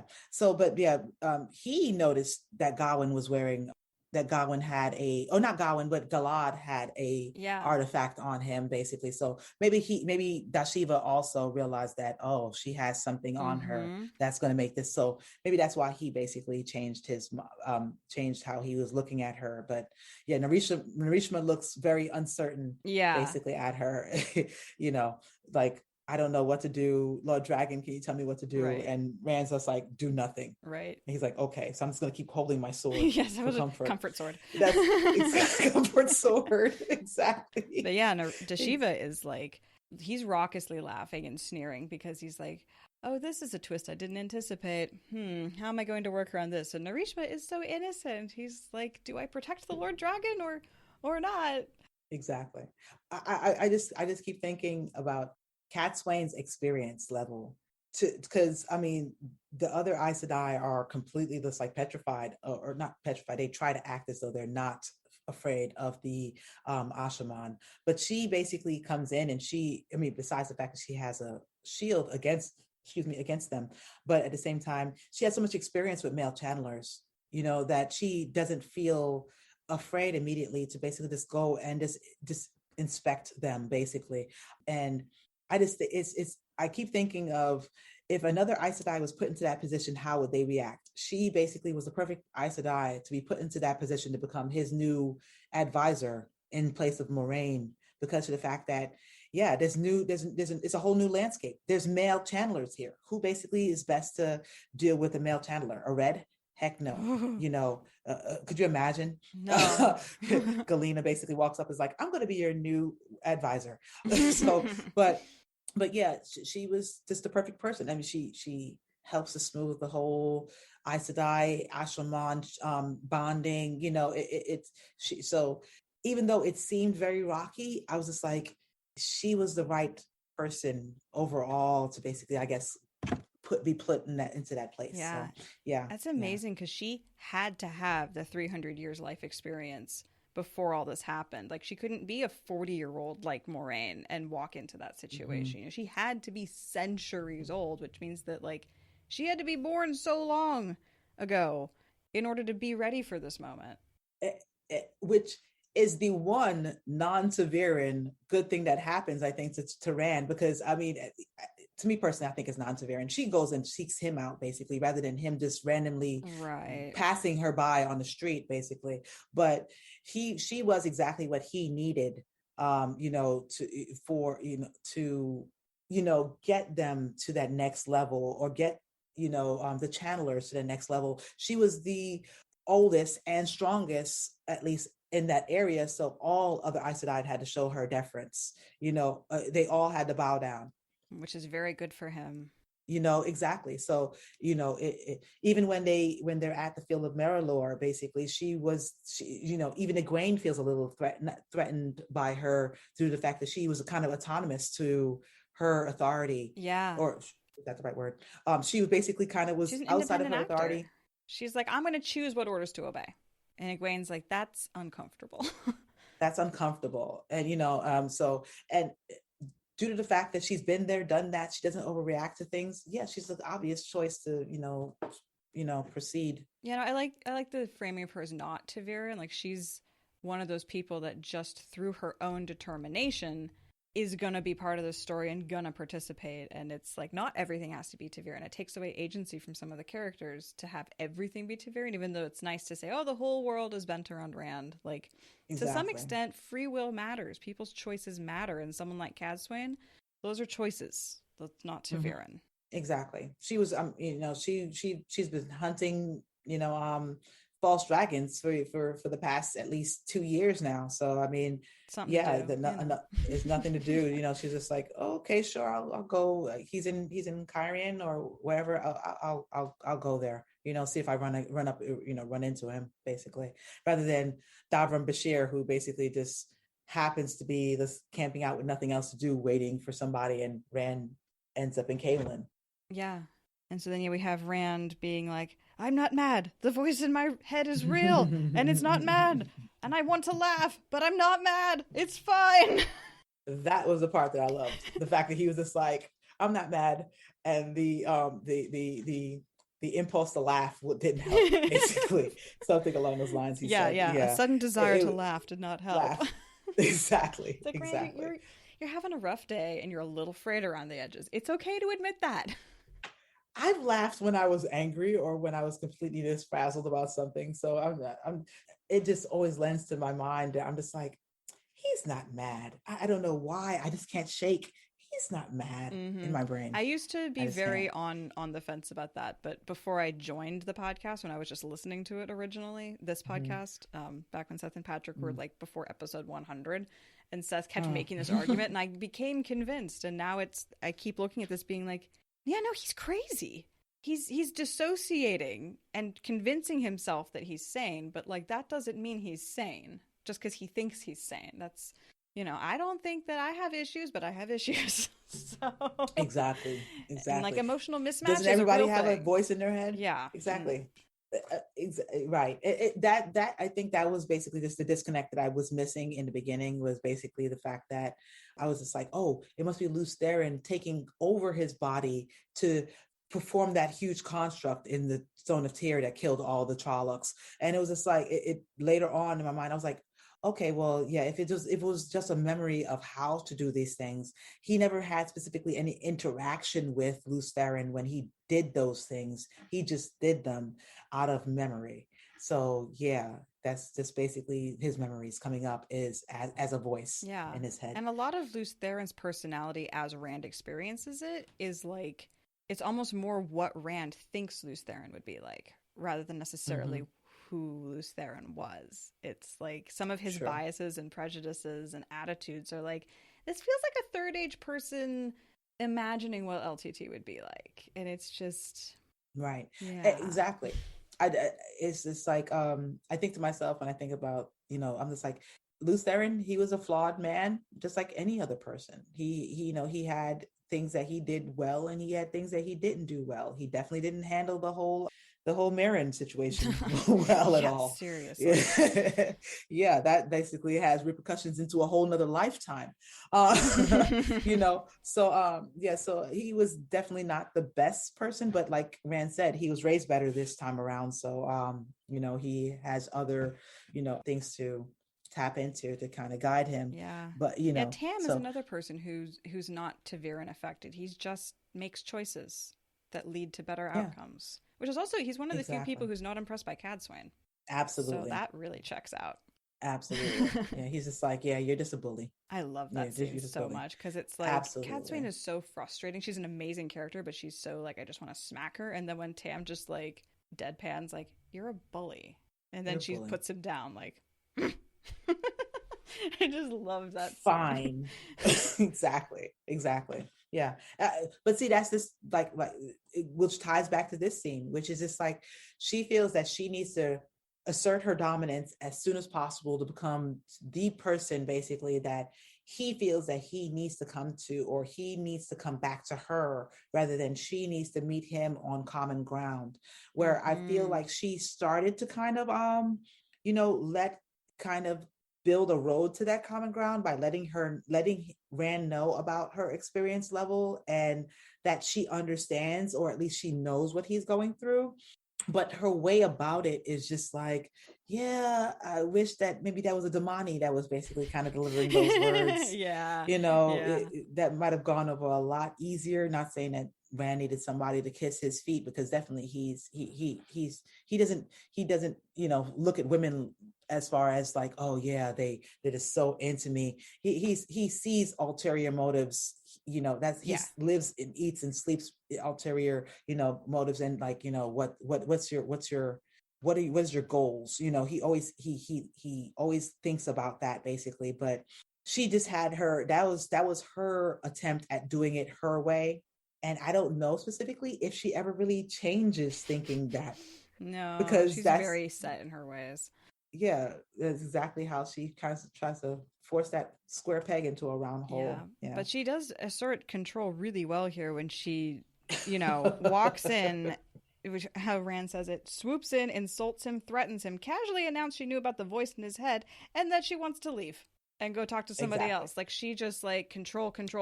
She holds on to control, and then he like wants to keep talking to her, and she's like, I'll get you tomorrow. I actually need to go talk with these other people who are more important than you. So, and that's really her strategy with him a lot, is to make him come to her. And I think that's part of why she grabs his Aes Sedai and then leaves.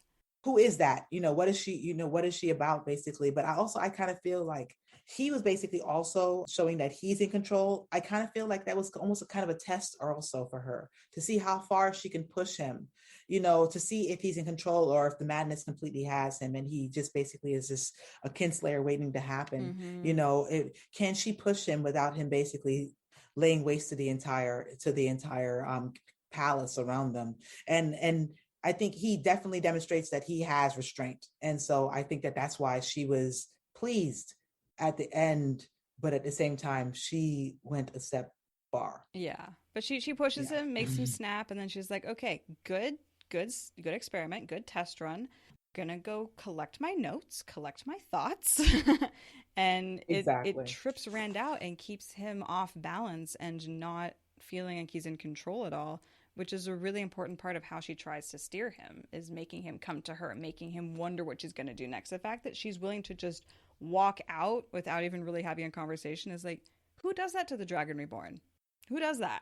Also, to me, basically validates again why Min was so important to Rand. He would not have made it past the 8th book, who knows, if it wasn't Min, because she was the one who was just like, no, you need Cadsuane.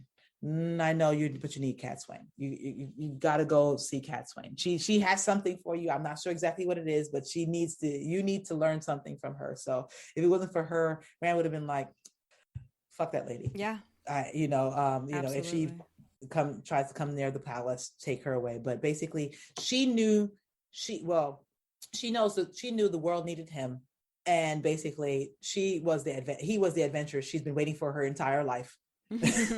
Yeah.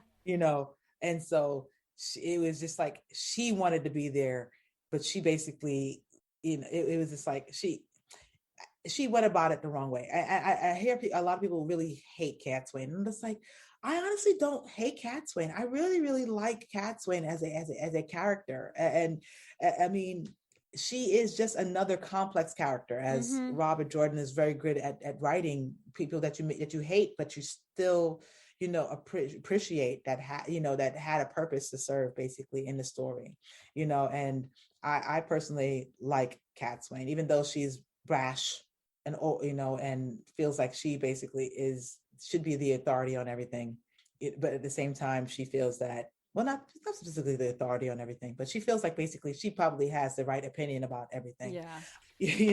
So I appreciate Cadsuane for coming into the story, not specifically the way she decided to do it. Yeah. What I always really like about Cadsuane, I mean, there's a lot I like about Cadsuane, but as far as Robert Jordan's writing of her, is like, how many characters can come in book 7 out of nowhere and then become integral parts of the cast? Like, just absolutely vital part of the cast. Like, even Robert Jordan doesn't do it that often to bring in a character that profoundly, and she just like waltzes in like she's always been here.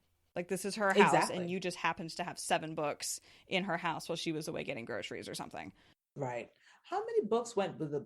Okay, so Moraine died at the end of the Fires of Heaven. Lord of Chaos happened, and then this Court. Okay, so that was just 2 books or 1.5 books that he basically went without a quote unquote official Aes Sedai advisor. I was just basically I'm guessing Robert Jordan basically, I mean, the world that Rand lives in, yes, you need Aes Sedai.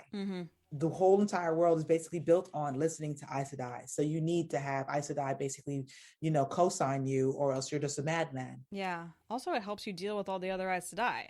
Like, you need to fight fire with fire. Those 1,000 over there. How else are you going to deal with Aes Sedai? You can't just like go it alone. They've been running the world for 3,000 years. You're going to need at least one on your side to help you deal with all the ones that are on your side. And why not the oldest? Exactly. Yeah. The most, exactly. Yeah. It's funny. The Aes Sedai customs basically that Rand is not specifically aware of, but he basically notices between Marana and Honora how they're just like, but when she looks at them, they basically have to back down. And he's just like, for some reason, Marana just got very red in the face and just looked at the ground, back down immediately. And he doesn't understand that. But basically, Cadsuane would be a great ally, because basically no other Aes Sedai except for the Amelin seat basically is higher than her. And even then it's going to come down to a contest of wills. And even then, Cadsuane and Egwene, that's the conversation that we never got. Yeah. We never got in the book series. Oh. Yeah. That would have been interesting. And Sorlia would have been standing in the corner, proud as peacock. Oh my God, right? Like, get him, girl, get him. You don't know which one she's cheering for, but like, you don't know which one she's cheering for. She's cheering for both. She exactly. She has suitors set up for both of them. Basically, she's like, Cadsuane has at least another 60 years. Yeah, totally. I have exactly the right guy to set you up with Cadsuane. Yeah, completely. As a clan chief, he's in his 80s or 60s. Basically, you two will do fine, just fine together. That'd be awesome. Yeah. So yeah, Rand yells at everyone to go away, and then he throws the dragon scepter because he's not done throwing things yet. First he throws the tea set, then he throws the dragon scepter, and then he tells the room he's not mad, and that helps a lot, so much. And then after all of that excitement, we end up with the last bit of the chapter is where Idrian comes in and tells him that Fel has been dismembered. And that it's just such an abrupt, like, little footnote to the chapter. And she doesn't even say it like directly, like you don't see it on screen per se. It's just when he hears what she had to say. He felt like, well, he wanted to weep too. And it's like, it's just such a backhanded little moment, but it's so sad. Yeah. And you don't have to go back to it for a few chapters until like after, is it the next chapter that Min is coming? Yeah. After Cadsuane meets with the other Aes Sedai, Min basically is making her way to Rand's chambers, basically. And it is, so what exactly happened? You don't exactly hear that Idrian tell that story specifically, but yeah, you get it later on. It's funny. The way it ended, where it says that he wanted to weep too, meaning that he didn't weep. He just basically comforted Idrian. It feels like, I'm just like, oh, Rand can't even grieve. He's never off. He's always on. Yeah, he could, by the end of this book series, he's just like, fuck it all. If I don't survive past this, it is what it is. I'm just tired. Yeah. I'm just tired. Yeah. Yeah, it's so sad. This is only the seventh book, and I'm just like, oh, you have so much more to go through. And it's just like, he can't even cry. He can't even weep over a friend that basically got torn limb from limb. That's horrible. And it's like, this is one of his only friends, right? Herid Fel doesn't see him as the dragon. Herid Fel isn't trying to manipulate him, and he's been brutally murdered, clearly because of his association with Rand. And Rand is like, I wish I could cry, but he might not even be able to. Some people are just like, he's so detached and numb. He might just basically be like, I wanted to cry. Yeah, I don't think he does. He probably does after Veins of Gold. He probably has a good cry over it because Veins of Gold Zen Rand can do that. But yeah, I mean, this is what prompts him to sleep with Min and then think that it was assault rather than very necessary tension relief.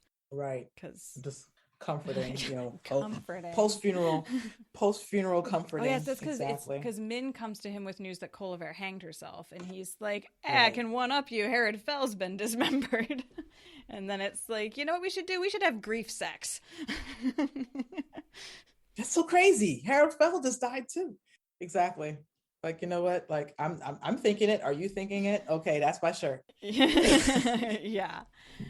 That's it's the one good outcome of Herid Fel dying, and Herid Fel dying means that Min ends up becoming like a little prodigy of philosophy and deeply rational thinking. And that's one of my favorite things about Min, is that she's just like, I have no magic powers, I'm gonna become a PhD in like 6 weeks.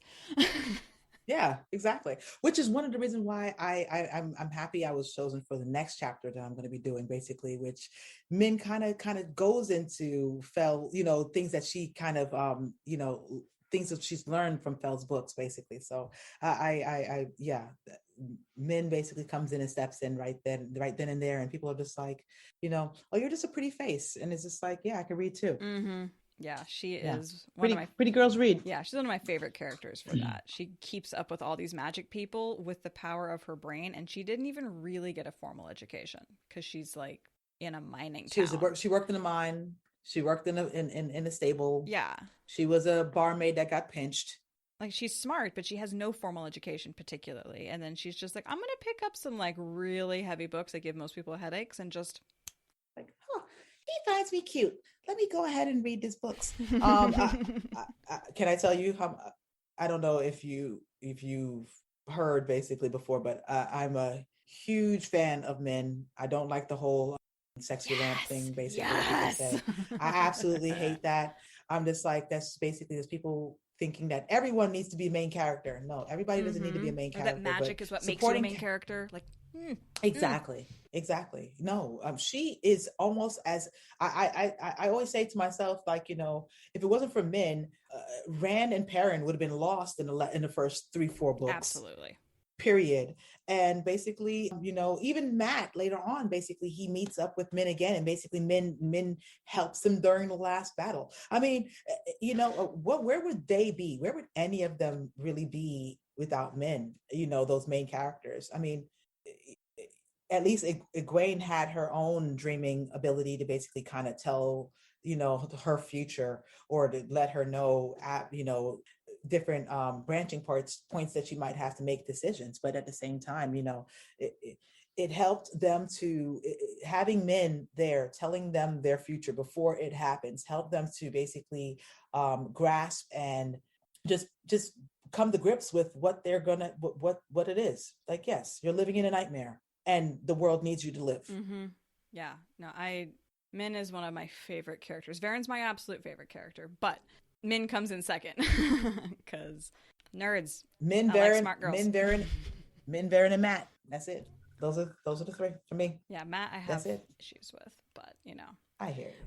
Everybody, but you know, yeah. But then there's like Aludra, who is so integral to Matt's arc, who is just another one of my characters. And like, she's so undervalued, and she has no Ta'Veren, no magic. She's just a fucking pyromaniac with engineering skills. She's a pyromaniac survivor. That's what she is, basically. Yeah. She's going to land on her feet. She has her own vendettas that she's trying to, you know, to resolve, basically. And she has her own. She's making her way in her life, but at the same time, she has a greater goal in her mind. And you know, Matt is lucky to find her. Very much so. And like, she didn't need Matt. She was going to figure it out one way or another, but she took advantage of Matt when he showed up, and it was very effective. But exactly. Smart girls that use their brains, they're the best. Always, I mean, and Varen's a magic user, but she also does the whole like intense subterfuge thing, so that, you know, compensates for the fact that she has magic while she does it. Which basically just speaks to the fact that magic is the least of what Varen ever really does. You know what I mean? Yeah. It's her brain. It's her brain and her knowledge and her experience. Basically, that is her largest value. You know, and so it just speaks to Aes Sedai being, you know, pretending as though that is what makes them special, rather than the 200 years of life experience that basically is what really makes you special, or makes you a good mediator or negotiator or healer, because you basically have come across every type of flu and coronavirus that you possibly could experience. You know what I mean? It's not that, you know, it's not because you have the power. Yeah. You know, what was the name of the head of the Yellow Aja? She had herbs on her balcony. That's and which basically most yellows don't, you know, prescribe to that type of method of healing, but she found a value in it. For all we know, she used to be a wisdom, which a lot of wisdoms are channelers, or could be channelers, you know. Life experience versus like supernatural powers. Like, why are we even having this debate? Obviously, life experience is going to count for more. It's what you do with the tool. I mean, it's like we saw in the last chapter where Jolene's like, I'm not a child, but she's being really pouty and ridiculous. And it's like, yeah, you're 270 or 150 or however old she is, and she's still a total child. Like, the power doesn't make a difference. It's you that makes a difference. Like, exactly. You work with what you got. Sometimes it's magic, sometimes it's not, but it's you that matters. Case in point, Luce Theron versus Rand. Rand was basically raised better because he had actual regular down-to-earth working class family, you know, parents that basically raised him and taught him that, yeah, you might need a woman, or you might need friends, or you can't just do it all by yourself. You know, Zen Rand would never walk into the pit of doom by himself. Right. Yeah, totally. He realized he was pacing and could not stop. He felt as if he had to move or his muscles would tear him apart in spasms. I am not mad, he panted. Not yet. I am not The sound of the door opening made him whirl, hoping for Min. It was Rylan again, supporting a short, stocky woman in a dark blue dress, with hair more gray than not and a blunt face. A haggard, red-eyed face. He wanted to tell them to go away, to leave him alone. Alone. Was he alone? Was Luce there in a dream? If only they would leave him. Idrian Tarson was the head of the school he had founded here in Cairhien. A woman so practical he was not sure she believed in the one power, since she could neither see nor touch it. What could reduce her to this state? He made himself turn toward her. Mad or not, alone or not, there was no one else to do what had to be done. Not even this small duty, heavier than a mountain. "What is the matter?" he asked, making his voice as gentle as he could. Suddenly weeping, Idrian stumbled to him and collapsed against his chest. When she was coherent enough to tell her story, he felt like weeping too. I just love the writing there. Like, I know we talked about it, but Jordan's prose! Ah! Absolutely. Absolutely. I mean, it just puts you into he takes you from Rand's moods from one point to the next point, to the next point. You just basically feel that weight just building and building and building. And it's just like, on top of it, Herid Fel's dead. And it's just like, oh my goodness, poor Rand. It's just like, yeah, Robert Jordan is just like, it's just absolute. Every single word is perfectly placed. Yeah. You know, even the meanings behind words and just reading into words. Yeah. You get into their heads, into their hearts. You come along that whole emotional roller coaster. Yeah. You just like, he makes you feel he can't do any wrong to me personally. I mean, it's Brandon did a great job finishing the series, but at the same time, I'm just like, I can't find anything wrong, even in the slog. Mm-hmm. There's value in the slog. Yeah, no, to me, the slog is when he starts to take the scenic route and let you just like look around, like you're in the Google car and you can just like pan like on all the stuff rather than just focusing on the road. And it's like, yeah, if you want a fast action story that goes by really quick, that's not great. But if you want to see the whole world he created, if you want to see everything, the slog is where the good shit happens. Exactly. Siri, what is the succession process in Camelin like? Siri, what is it like to live with a traveling circus? It's just like, exactly. But at the same time, things are happening at the same time. And it's just like, okay, it's a deep dive and this and that.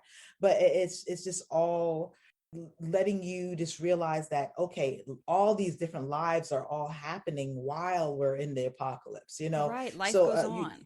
Not everyone focuses on the apocalypse. Some people are off doing their own thing and never really commit to the last battle at all. Exactly. And then you run into a village in Chiyoda. Yeah, totally. And he makes you care about all of it.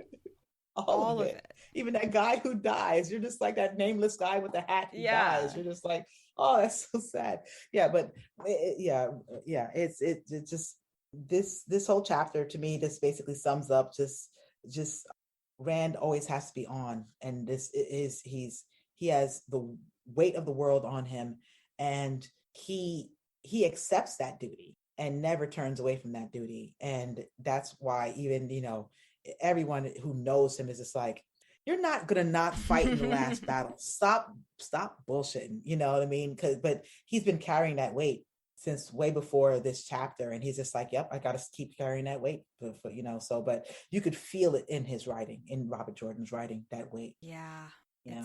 I'm glad I don't have Rand's lot in life, because I don't think I would handle it like half as well. Not at all. I probably would have tapped out after Narg basically busted through my front door. I'd been like, the fuck? Yeah, like, Nick, no, Ishi, you win. It's fine. Great books, great stories, great chapter. Yeah. Thank you so much for joining us for this chapter and for more in the future. Hopefully, I appreciate it. Super exciting, but this was a good one to get a new guest in on, because Cadsuane comes waltzing in and we've got a new guest. Boom.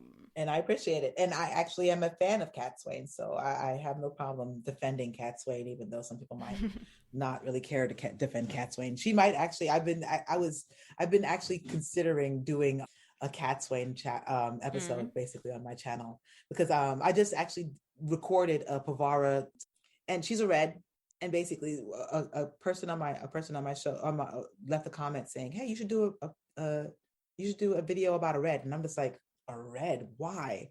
And so she's the only one she's the one red that I really, really love and, appreciated in the story. So Cadsuane's another one who basically some people don't really, jive with. And I'm just like, I need to do a Cadsuane. Yeah, you should, because she's divisive.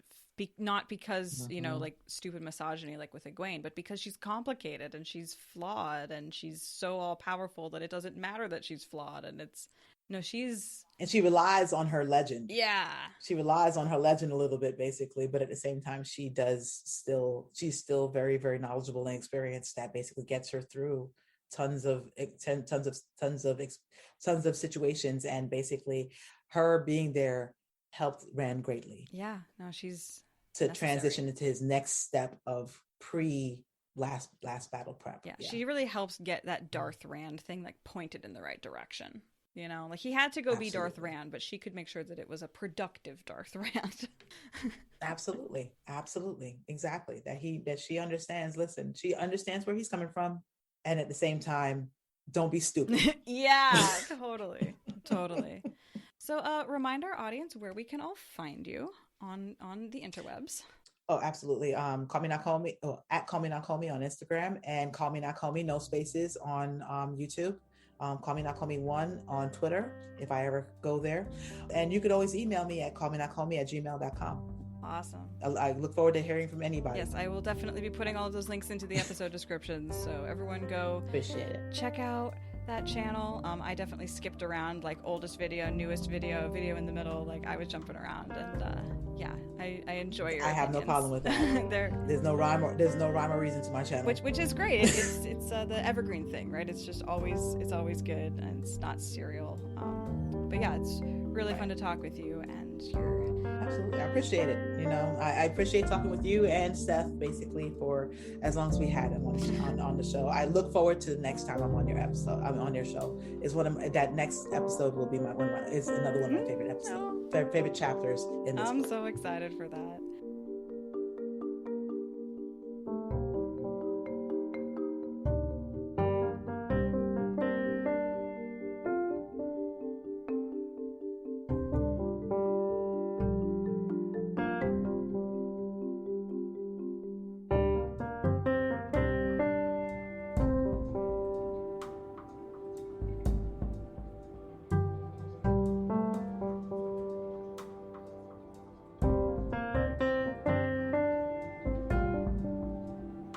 All right, so I think Nakomi is one of the Aiel, one of the last of the Gen Aiel. Oh, okay. Who survived. Yeah, okay. So that's where I go with that one. But how many years after how many years prior to the beginning of the series did the Gen die? I mean, I never 2,700.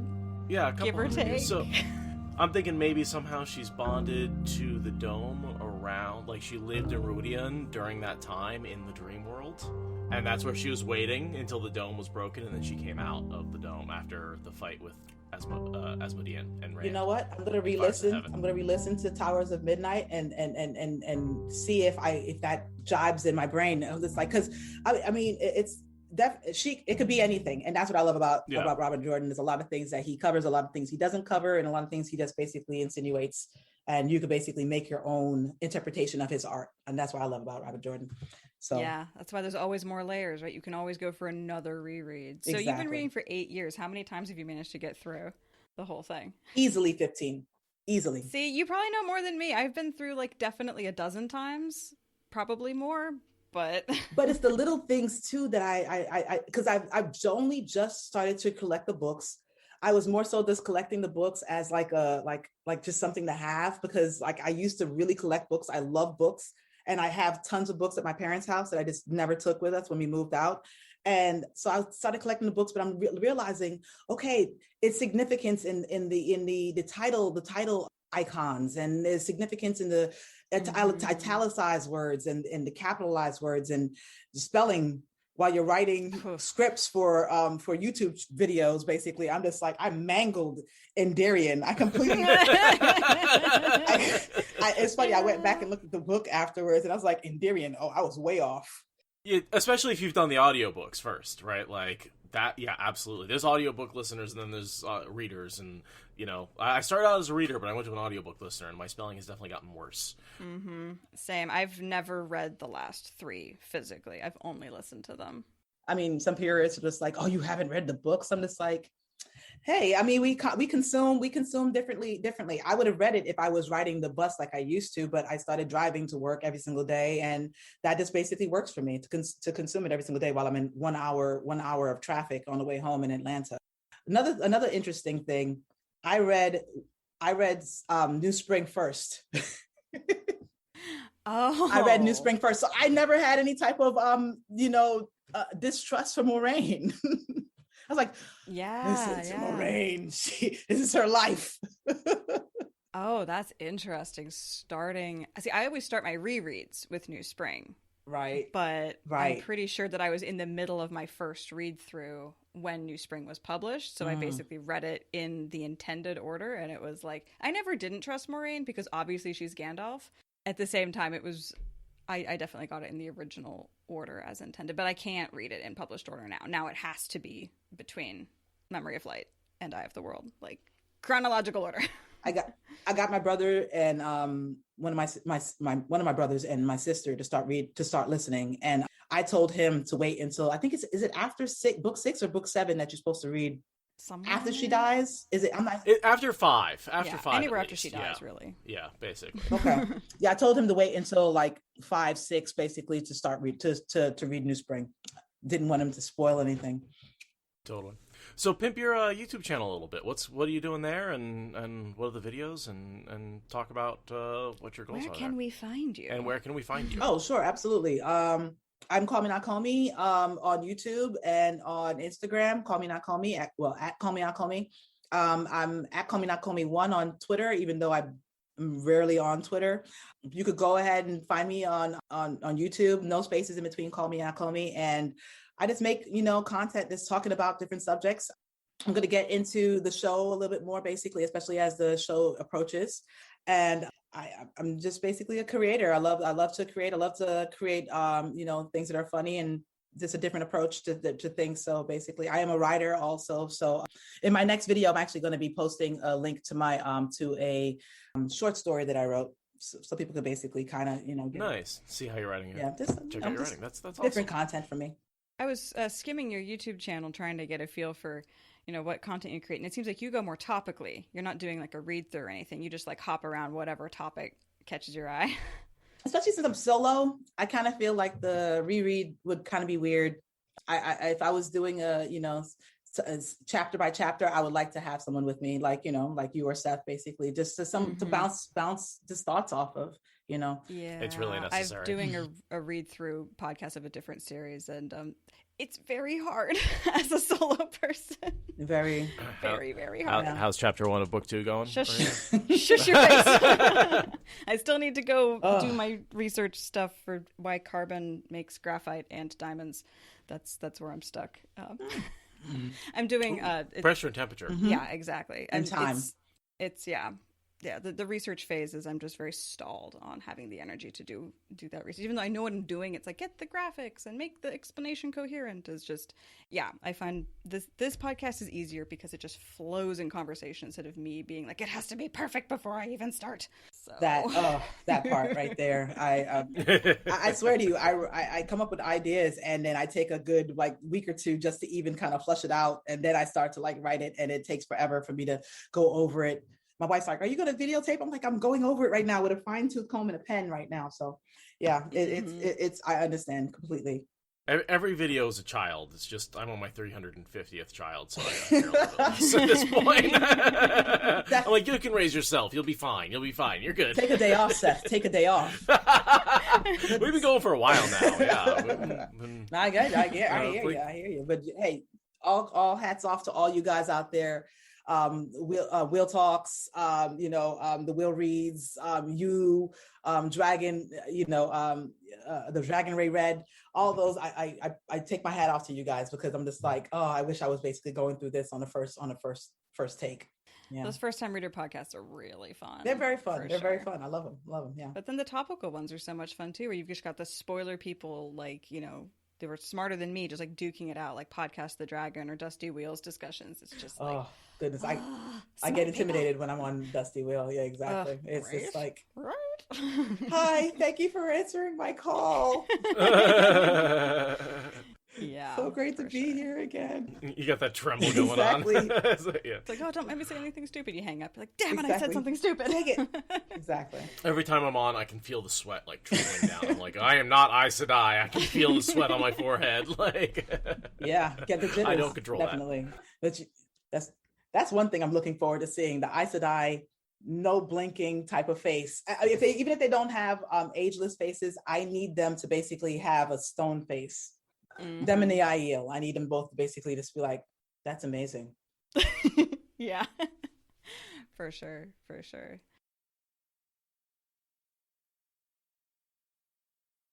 Thank you for listening to the Wheel of Time Spoilers podcast. Rate us in the Apple Podcast app or support us on Patreon. Is that good enough?